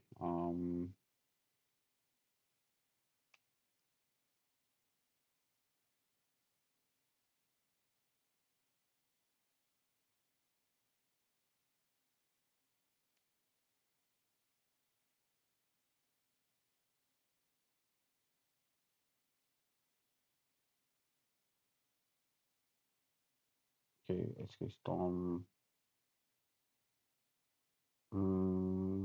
Let's just see what we have.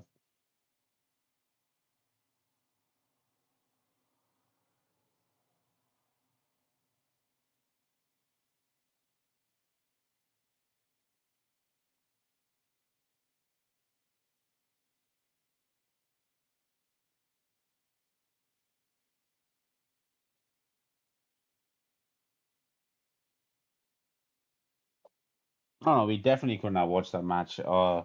That's okay, I guess. Makes sense. So we have the TF was the extreme for today's match. That's gonna be the last match that we're streaming today. So guys, the four concurrent viewers, thank you for being here still. We're gonna go into the next match with it. Let's just see how it goes, shall we? So until that comes through, I'm gonna do the honorable thing of muting myself and letting you guys enjoy some music.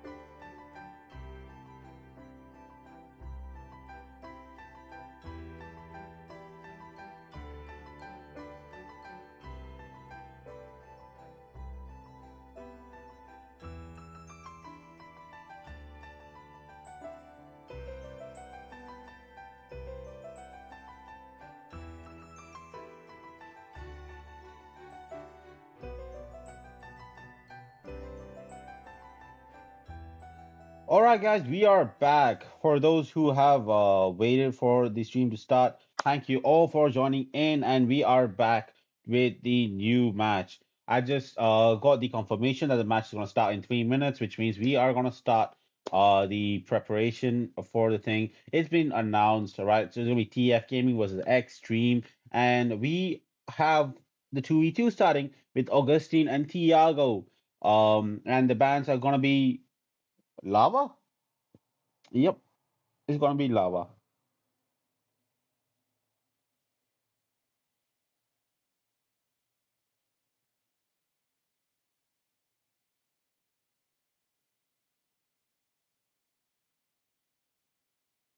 So Extreme Esports have you know well, we know TF for sure. They were the ones who brought the Infinity I lost to, unfortunately. But that's not gonna be the problem here because right now, they are gonna have Augustine and Tiago going in. Arman, yo, what's up, bro? Welcome to the second match of the day, second and final for our stream. Technically that's supposed to be four matches, but then the matches kind of collide with each other, so we can't like cast all the four. So during this qualifier round, we are gonna be casting two per day. We have today Extreme versus the Lightning going through once again. Set one. Set one, Kuru and Miguel are going to be playing. Ban is on Executioner. So the two cards that are going to be banned for the 2v2 are going to be the Executioner and the Lava Hound, which means we are not going to see, we are not going to see Balloon.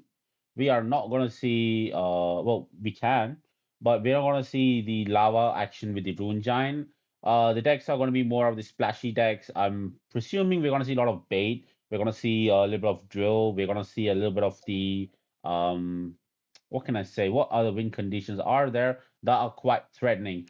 RG is gonna be there for sure. So Miguel is gonna be in. Miguel has sent the request. Miguel and Kuru are playing for Extreme, and it's gonna be Augustine and Tiago playing for the TF.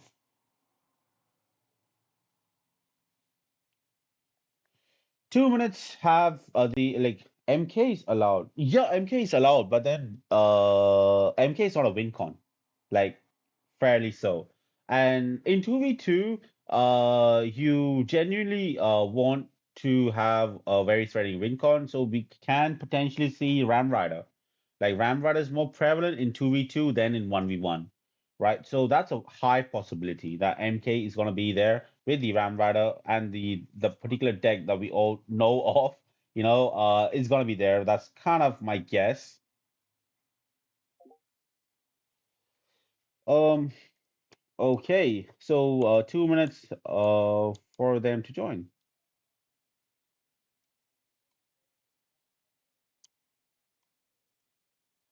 Um, well, there we go. Tiago's in, and we're gonna see Augustine being in too. Not really. Not really. If lava and the execution are banned, we're gonna see a lot of splashy units. So we're gonna see potentially a lot of fireballs. Well, they do prefer running lightning here and there because lightning is a very good big spell of choice. Um, but that being said, we're gonna see RG from Tiago is my guess. Yep, it's gonna be RG. The baby dragon is kind of off-putting. Could it be Golem? Are we gonna see Golem? If we see Golem, then yes, Lightning will be the most used card. That's beyond a doubt.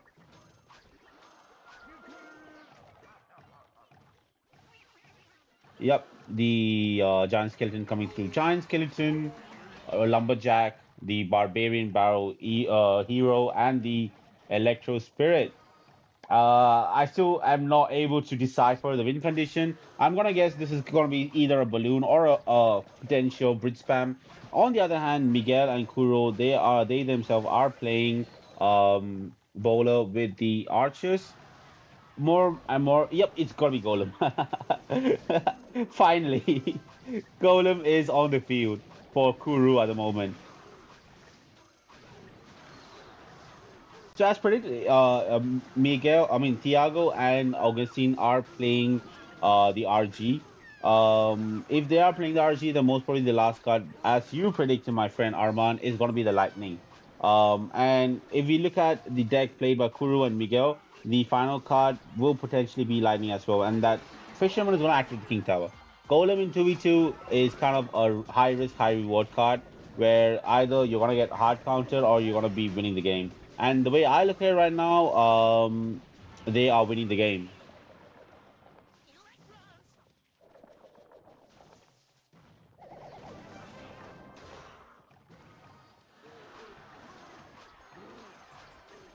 But here comes another John Skeleton push on the left by Augustine and Thiago.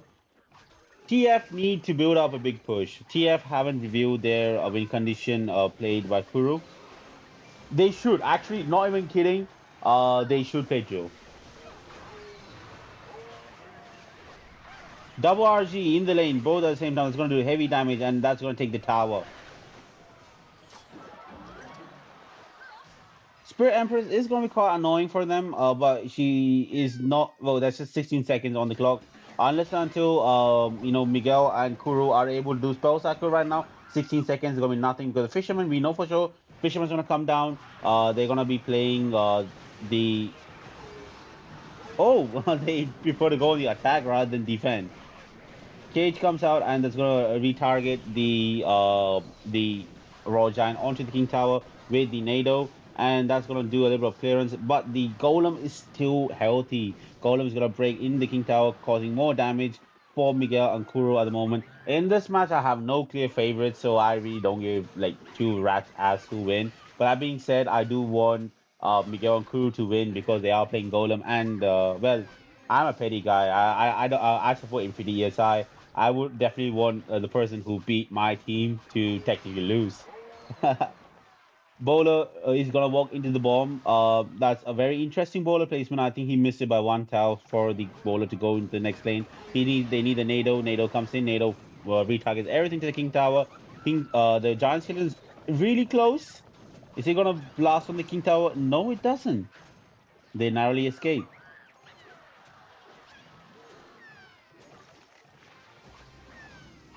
They need to conjure up a defensive sequence right now with the cage and the NATO to pull back the Rojan. Otherwise, they're going to be in huge trouble. And they do. Vine's also coming through. Rojan is not going to make it to the tower, and the baby dragon is also nearly dead.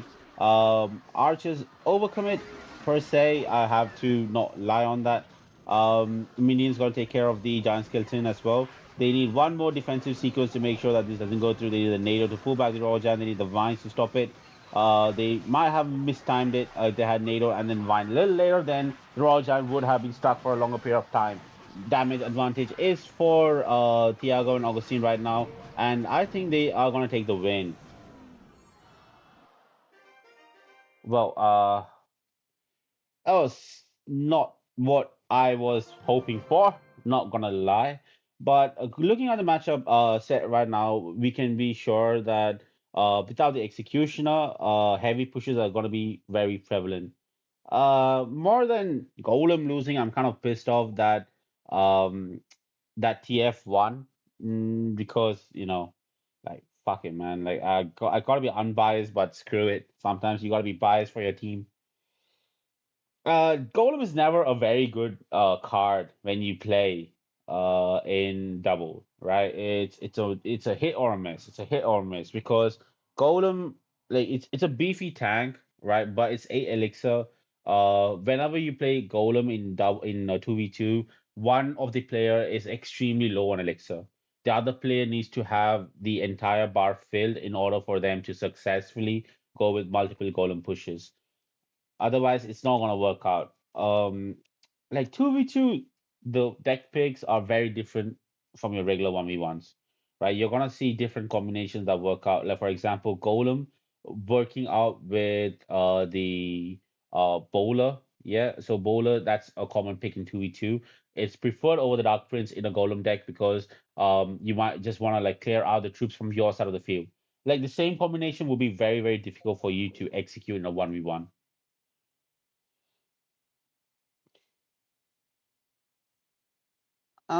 Bowler, drill, giant skeleton will be used. Yeah, it will. But look, the thing is, drill after the nerf for the drill, even in 2v2, people are very apprehensive to use it. And one very, very, very important point with the drill and graveyard is that one small placement mistake can activate the king tower. And when it comes to the archetype of drill and graveyard, if the king tower is activated, you're screwed. That's generally why people want to avoid, let's say, the Goblin Barrel, the Drill, the Graveyard in 2v2, unless you can, like, yeah, yeah, sure, yeah, man, 100%. We were like fucking ecstatic when Mo won. Yo, we are in Augustine versus, Augustine and Thiago versus Miguel Ancuro. Let's see if Miguel Ancuro can make a comeback. So yeah, I was saying yeah. So yeah, graveyard they're like very risky win conditions which can potentially activate the king tower in 2v2. And ironically, actually the king tower is very easy in 2v2 as well.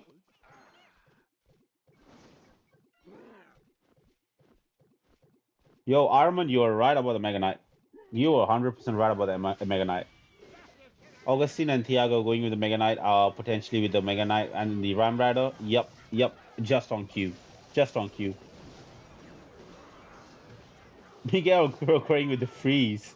I'm guessing it's gonna be the balloon freeze deck. But how well is this gonna match up with them? The Zappies are gonna be the biggest problem for them to break through because Zappies split Zappies can actually hinder your tactics for your push, especially as a balloon player. If they have the hero balloon, then it's not gonna be a problem. But even then in 2v2, because you can very easily like pile up the troops, it's gonna be kind of disadvantageous for them to run it against Zappies.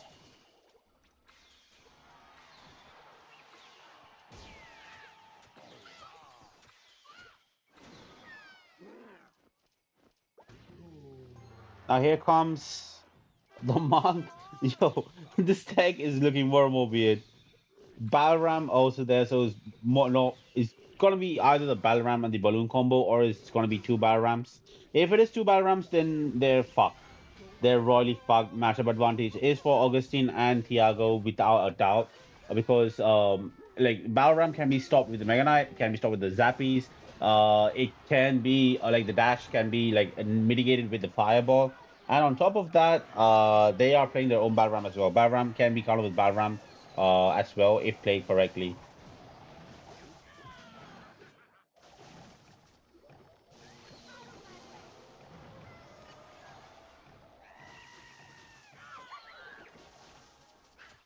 And there we go. This is exactly what we're talking about. The fact that Zappies on the defense can completely shut down the push by Miguel and Kuro. That's kind of it's kind of demoralizing when you think of it, right?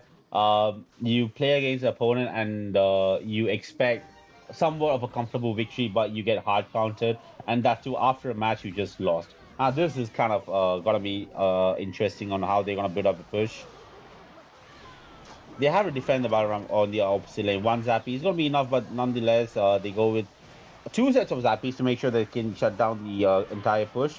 Mega Knight is not going to jump on the tower, but that's not going to stop the entire push. Phoenix spawns. They have to go in with the Ram Rider themselves. They got to build up the freeze.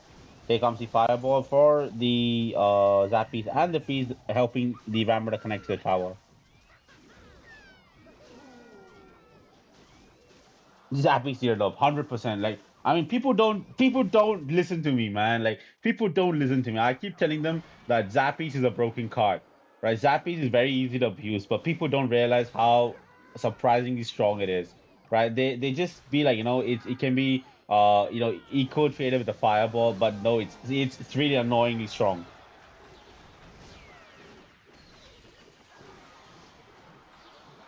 Here comes another set of Zappies that's gonna be taken care of by the Ram Rider. Uh, Very last minute cage coming through vines, missed vines. I think the vines was meant for the cage to be stopped and the rambar to connect. Dude, I'm telling you guys, okay, there are a series of cards that need a like a nerf, but they just escape it. Zappies is one of that, right? Another surprisingly uh like very toxic card, which has been escaping nerf is Executioner, right? Bowler is good, but Mortar needs a definite nerf. The hero or the Evo Mortar needs a nerf. Rascals, the nerf they gave to Rascals is kind of bullshit. Like it's not even gonna do shit, right? And finally, the fourth and most important card that surprisingly is super strong that Supercell will never understand is gotta be the what do you call it? The hero it's gotta be the hero the Evo Princess. Yeah, the Evo Princess. The Evo Princess is gonna be the final card that Supercell will never realize is fucking broken. Yep, a control. I mean, it was a close call, but it was well played. In Triple Elixir, they were able to spam Ram Rider freeze to get a comfortable lead, and but nonetheless, Augustine and Thiago take the win, putting them as the victors for the first set. Like, correct me, like, Armand, you're in the chat, right? Correct me. The thing, like, these four are like brutally strong. The Evo Princess, the Zappies, the Executioner, and also I mean, dude, I have a short on memory loss, man. Like these cards are surprisingly super strong. People will never realize how strong it is, right? Like they go and Mortar, yeah, fourth. The like people will not know how strong it is. You can argue that Cannon card is also very strong, but then with the hero bowler being there, like it kind of like gets overshadowed by the bowler. But nonetheless, cannon card is insanely strong as well. Like they won't understand it until it's too late. The hero princess is beyond broken. I'm gonna call it right now. Hero princess is beyond broken. First set go to set 4 extreme. Oh, yo, 3 minutes for the next lineup.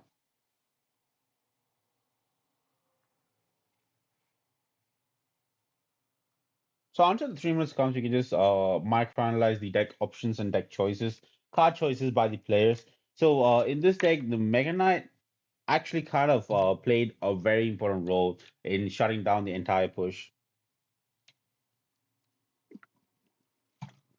I mean, how would you balance the Prince and the Giant? I mean, like Giant is good, it's very situational, that I would say I would go as far as to say like that's a category of cards which are like very situational. They're not good in every matchup, but when they're good, they're extremely good. For example, like against bait, Hero Giant is bullshit, right?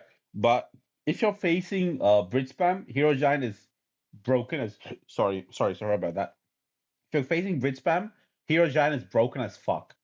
That's non like that's like the imbalance that it has. Mother Witch is another thing. If you're facing some sort of bait deck, Mother Witch is cracked. Bait graveyard, Mother Witch is cracked. But if you're facing some sort of like heavier deck like Brit Spam, Mother Witch is shit. So I don't know. And Prince, bro, it has a lot of health. Like Prince, I don't know. It's 5 elixir though. I mean, that kind of like makes sense, right? Like, that's the thing, it's 5 elixir. It's not cheap. The 5 elixir troops are kind of like are very brokenly strong. It's like I wouldn't say like they are exactly like in like you cannot balance the 5 elixir troops. That's exactly what I'm trying to say. Like without like dilly-dallying it, 5 elixir troops balancing is super hard because 5 elixir is not too cheap. At the same time, it's not too expensive. Right, so it's very easy to balance a 4 elixir troop. You can be like, hey, it's a 4 elixir troop. It's not super expensive. It's a mid range troop, so let's go ahead. 6 elixir, it's a heavy troop. It's got to do heavy damage.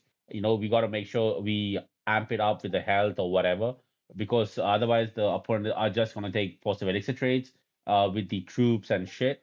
But the 5 elixir are in neither zone, which when played in the right matchup is broken. So is the bowler, so is the executioner, so is the prince. Like that's a very niche zone. Even a Rambrata as a win condition against some matchups, she's unstoppable. Against some other matchups, she's completely shit. Bro, uh, Mini P.E.K.K.A is very easy to counter, bro. Like genuinely, if you really want to counter Mini P.E.K.K.A, right? Just carry a tornado. Whatever deck you're playing, just carry tornado. That tornado completely counters a Mini P.E.K.K.A. Mini P.E.K.K.A is only useful if it's in the right position at the right time. If you mess up its placement alignment, it gets wrecked.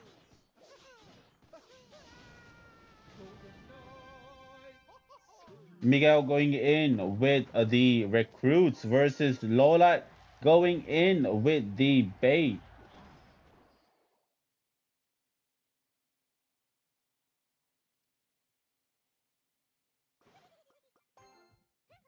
On paper, the matchup is for Miguel, right? Without a single fraction of a doubt. But when we look at the cycle and the fact that there's a Golden Knight, Lola still has a chance, and Miguel doesn't have anything in his deck that can potentially like hard counter the Golden Knight. The Dark Goblin is going to be countered very easily with the arrow, and it's not going to be a problem. Like if it comes to the defensive part, he can just basically barbarian barrel it. But the Golden Knight is going to be issue. The recruits, whenever he plays the recruit shields are going to be damaged by the Golden Knight. The only way he can escape potentially is by not going recruits on the bridge, but rather going recruits behind the King Tower. And Lowland also has a very strong bomb tower to counter the recruits as well as the pigs. Like another thing which Lowlight can do is just play the fire spirit. Fire spirit is is kind of an broken cycle card. That goblin doing work. That goblin's poison also going into the purple zone, meaning it's hypercharged.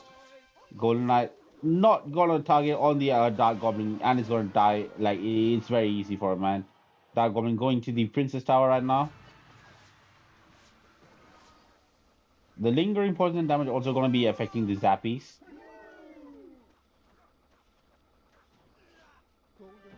Oh, the Golden Knight's gonna dash for sure. He's gotta make sure that he arrows the goblins and he needs something to remove the Goblin Gang as well. Otherwise, the pushes are not gonna connect.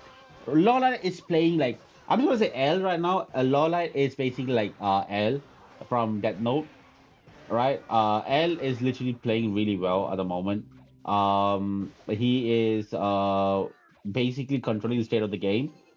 He has the damage lead, but most importantly, he's being very selective with his defense and offensive sequence. What do you think? Which is the most no skill card in the game? I don't know, man. Like, every card needs skill, but then if you ask me, which card plays itself, without any placement issues, I'm gonna have to say the Mega Knight. Mega Knight plays itself. Like you don't need any sort of like placement knowledge about the Mega Knight. You just need to know the cycle knowledge. So I would say it's got to be the Mega Knight. Oh, Golem is actually not low skill. Like there are like very insane plays you can make with the Golem. Uh, like think of it this way: Golem is basically eight elixir ice Golem, right? That's a way for you to think of it as well, right? Golem is nothing but an eight elixir ice golem. So when you think of it that way, you can do a lot of kiting with golem. You can do a lot of distraction. You can do, just how you would use ice golem to clear out a heavy swarm. You can use the golem for clearing out a heavy swarm on the defense. Like there are many times where like golem on defense, just the golem has saved a lot of health. It's of course it's eight elixir, but then you need to know how to place it. So I would not exactly say golem is low skill. Golem is actually like it requires some level of knowledge on how you can play it.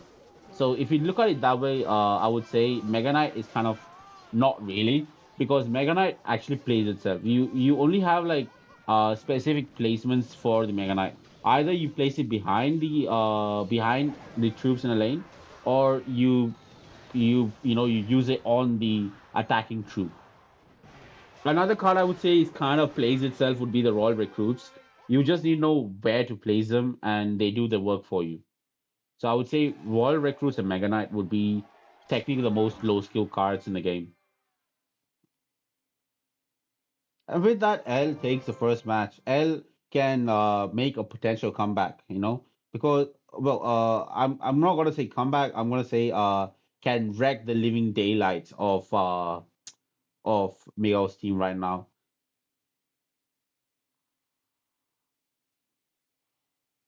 Let me just see what we have. What is the lineup for it?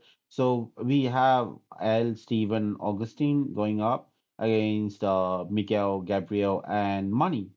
So next it's gonna be Gabriel versus L.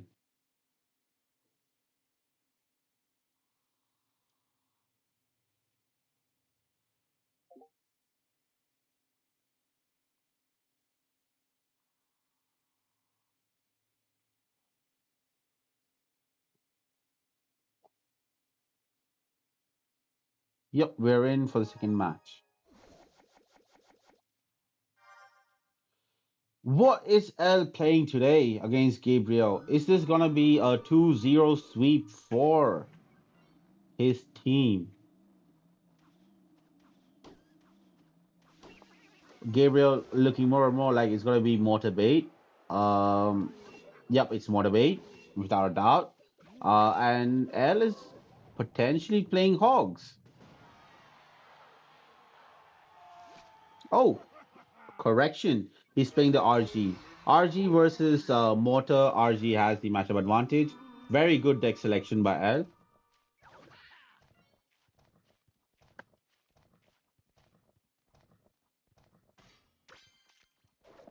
The Fisherman is gonna be a problem for him, but I mean, no, I would say Fisherman is like gonna be a problem only for the bowler. Apart from the bowler, the Fisherman is going to be almost equivalent to nothing. Bowler is just going to get one shot. That's two elixir wasted. Minions going to take care of the Royal Ghost. Royal Ghost goes does not go invisible right now. Hunter for the cleanup duty.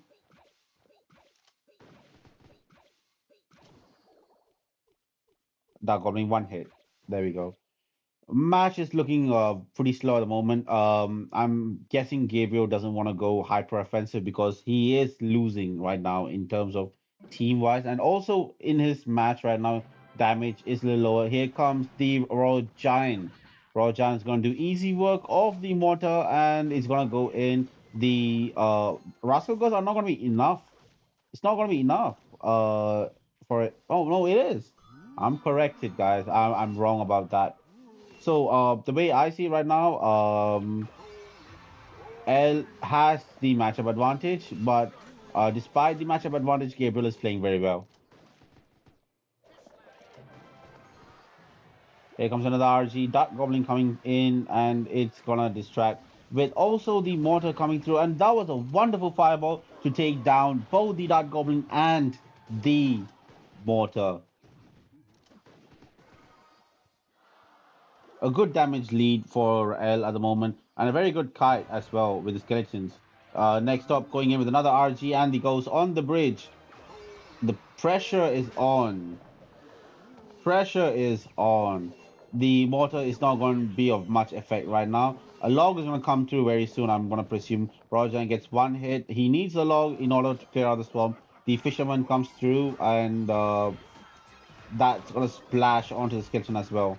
Fisherman's going to die, and the roller's going to get one hit on the tower as it crosses through. Log saved for the skeleton barrel. Nope, just the spirit is going to be enough. Fireball on the minions as well as the bowler for zero damage.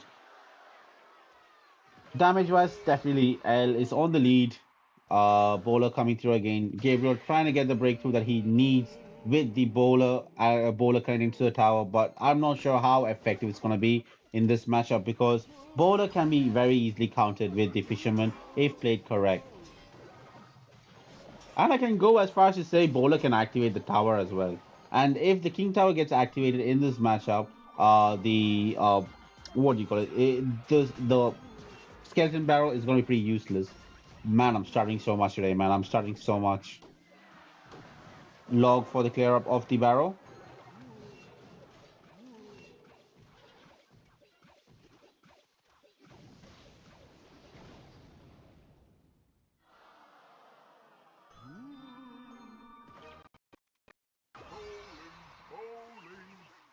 Yep, and once again another bowler behind the king tower for Gabriel and the modern in the opposite lane. He's trying to make sure that the RG sticks to the stronger tower, but the way I see it, like he is not getting enough damage for himself as well. He has, like he has a significant damage on L's right tower, but it's not going to be enough. Here comes another RG on the Evo motor, and the fireball also comes down. A log is definitely coming down right now, man. Like a log needs to come down right now. He's going to take care of the Dark Goblin as well. And suddenly the match is turning on to end. Arcane last season, I finished 3,000 in ranked with level 14 bandit, and dude, that's insane. Dude, that is insane, man. If you finish 3,000 in rank with level 14 Bandit and Dagger Duchess, that's fucking insane. What was your deck? You know what, buddy? Seriously, what was your deck? Like, what deck were you playing? Like, don't tell me it was Mega Knight. Don't tell me it was Mega Knight. It was Mega Knight. It was Mega Knight, right? Yeah, yeah, knew it. Mega Knight Ward Breakers, I'm guessing. With the Archer Queen.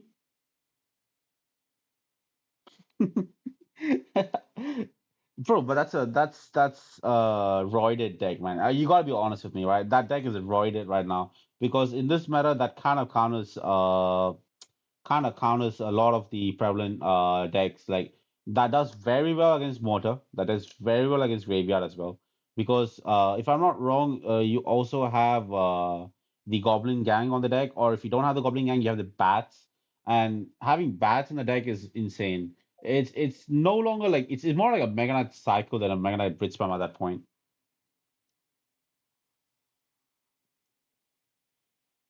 It's a roided deck. It's a really, really strong deck. Very hard deck to play. That's a different thing. It's a very, very hard deck to play. People who play that deck generally are like very high skill, but it is like once you get the hang of that deck is extremely, extremely potent. I'm gonna say okay, like very, very strong take.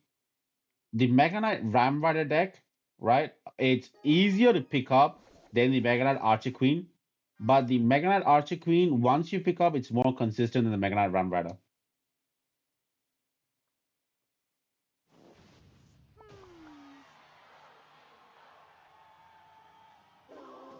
Steven versus Gabriel. Well, Gabriel made an insane comeback, beating a hard counter in the previous match.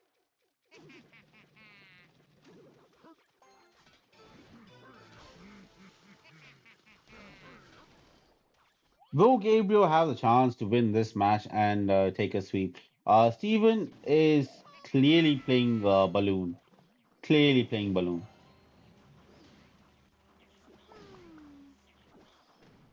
The bunch of BM guys. like, like these guys are top ladder players, but they all love to BM. They all love the BM. Um, Potential King Tower activation. There we go. And here comes the. Oh, that was a good catch on the miner. That was a very good catch on the miner. Balloon needs to come down anytime soon because the way I see it. Oh, I have BFM danger in last match, but I was not using dagger duchess. I was having and yo, that's unfortunate, man. Dude, but Danger runs recruits. Like, how does your, I mean, like, shouldn't recruits technically counter your deck? Like, it hard counters your deck. Like, BFM Danger runs recruits. Here comes the balloon, just as anticipated, and here comes the Evo bats. Evo bats are still gonna do, but still the match was very close. No, that just shows your skill level. That's like like despite him having a matchup advantage, the match was close. It was not that the match was close, so his deck was like his deck doesn't counter. Like his deck is a clear hard counter for your deck.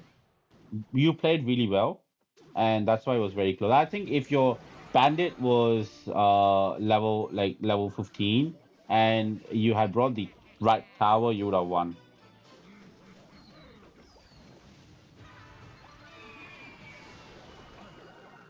BFM danger running hyperbait or mortar.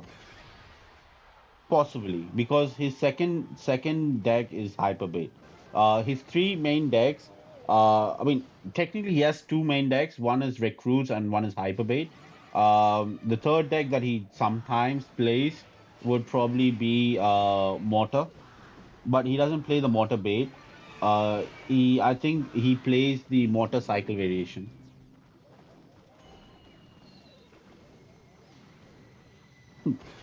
Yo, actually no, that's just the mechanic, bro. It's the same with the Hog getting pushed as well.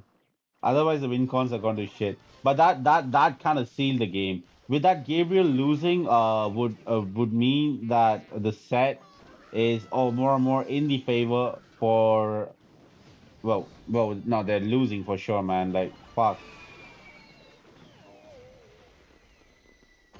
who the fuck am I kidding? Like the match is over. The match is fucking over. Even if you EQ the Inferno Tower right now, Inferno Tower counters the Hog. So if you guys are still like having a lot of trouble like playing like a Psycho deck and you don't know what building and you're getting wrecked by Hog, just run the Inferno Tower. A Hog EQ doesn't take down the Inferno Tower. You need literally like Inferno Tower is so high in health that once you lightning, Hog needs two hits in order for it to counter the Inferno Tower.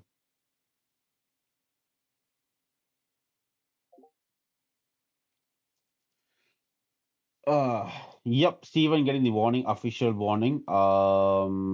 After that bad Inferno's to wins crazy.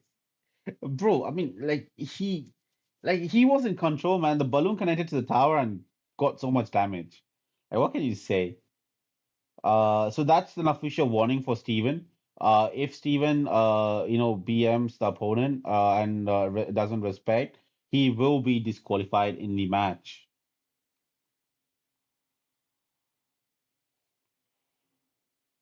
All right, so now all of this comes down to one player for them. Wait, they have money going in. Money needs to take down Steven and Augustine from Extreme.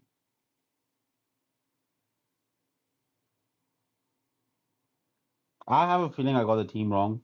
So Miguel is from TF. I'm not sure I'm at this point. Balloon bats is a thing now. Yeah, bro. Like balloon bats has been a thing for ages, bro.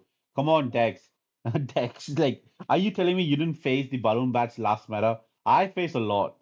There's this very annoying balloon psycho deck with a miner, which doesn't run the musketeer but runs the bats. It runs like it's very similar to this deck, but I think the building is quite different. That's it.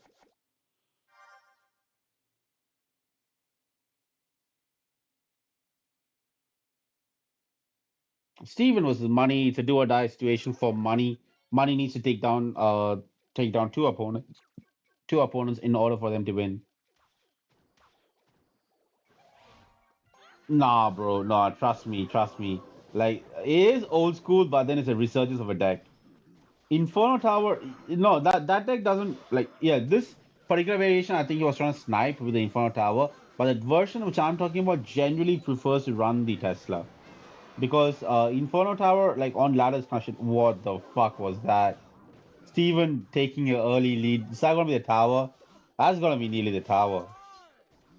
Oh, that's the aggressive Golden Knight. That's going to be the tower for Steven. And with that money is potentially at the loss. And with the deck he's playing, he cannot make a comeback. Like even if he does, Steven just needs to defend right now. And it's very easy to defend minor wall breaker if you don't want to commit for the attack. Like look at it right now. Like he can just soak in the damage, right? Just soak in the damage. Oh, early good game. Holy fuck, Steven is on fire right now.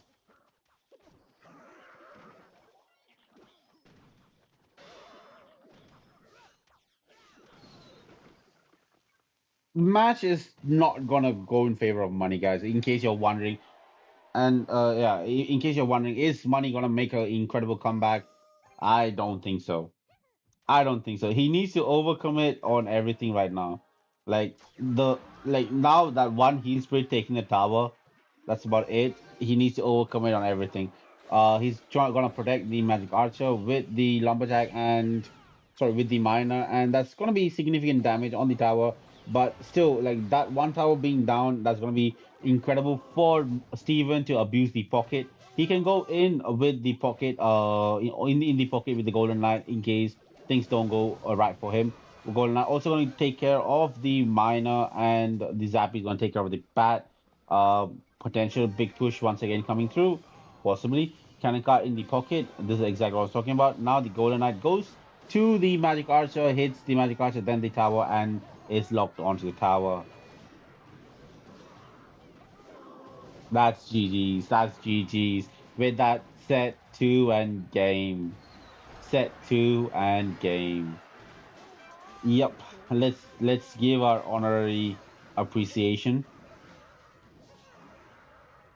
I swear to God, when you do that finger one up emote and you give this emote, it kind of looks like he's getting it. Mother Witch is a useless card that's good against only two cards in the game, Graveyard and Skeletons, and just because it's good against two broken cards, it is an amazing card. Kind of, yeah, dude. So that's game and set. So guys, thanks for watching. Dex, thanks for being on the stream last second, buddy. You missed most of the match, but yeah, guys, we're gonna log out now. That's the two games for today. Make sure that you log in tomorrow to watch more from the Supremacy League. And it's until then, it's me, Arcane CR's Arvin, and on behalf of my co-host Naman, who's absent today. Hope you guys had fun. Stay tuned with us. And guys, by the way, I want to make an announcement. We are going to put up a challenge next week. The challenge would involve uh, five random winners who can play Expo Witch on top ladder or Grand Challenge. You got to win a Grand Challenge with Expo and Witch in the same deck. Specifically, it's supposed to be the Evo Witch, right? Expo and Evo Witch. If you're going to make a 12 win Grand Challenge with it, you would have the chance to win $5. As you know, we randomly pick five people to be awarded with the $5. So until then, nah, nah. Yo, guys, it's a challenge. It's just a challenge. It's gonna come up next week. I'm gonna give you guys the heads up. So we're gonna make the official post next week for it. It's gonna run from 8th of June to 18th of June. 10-day span. And during the 10-day span, you have the chance to, get the win, post it up. And on 18th, we would randomly choose one of the persons who submitted it. And technically, if you get 12-0, you get the preference. Not gonna lie. You get 12-0 with the Expo Witch, you get the preference. So, guys, stay tuned and hope to see you guys more in the upcoming streams. Over and out.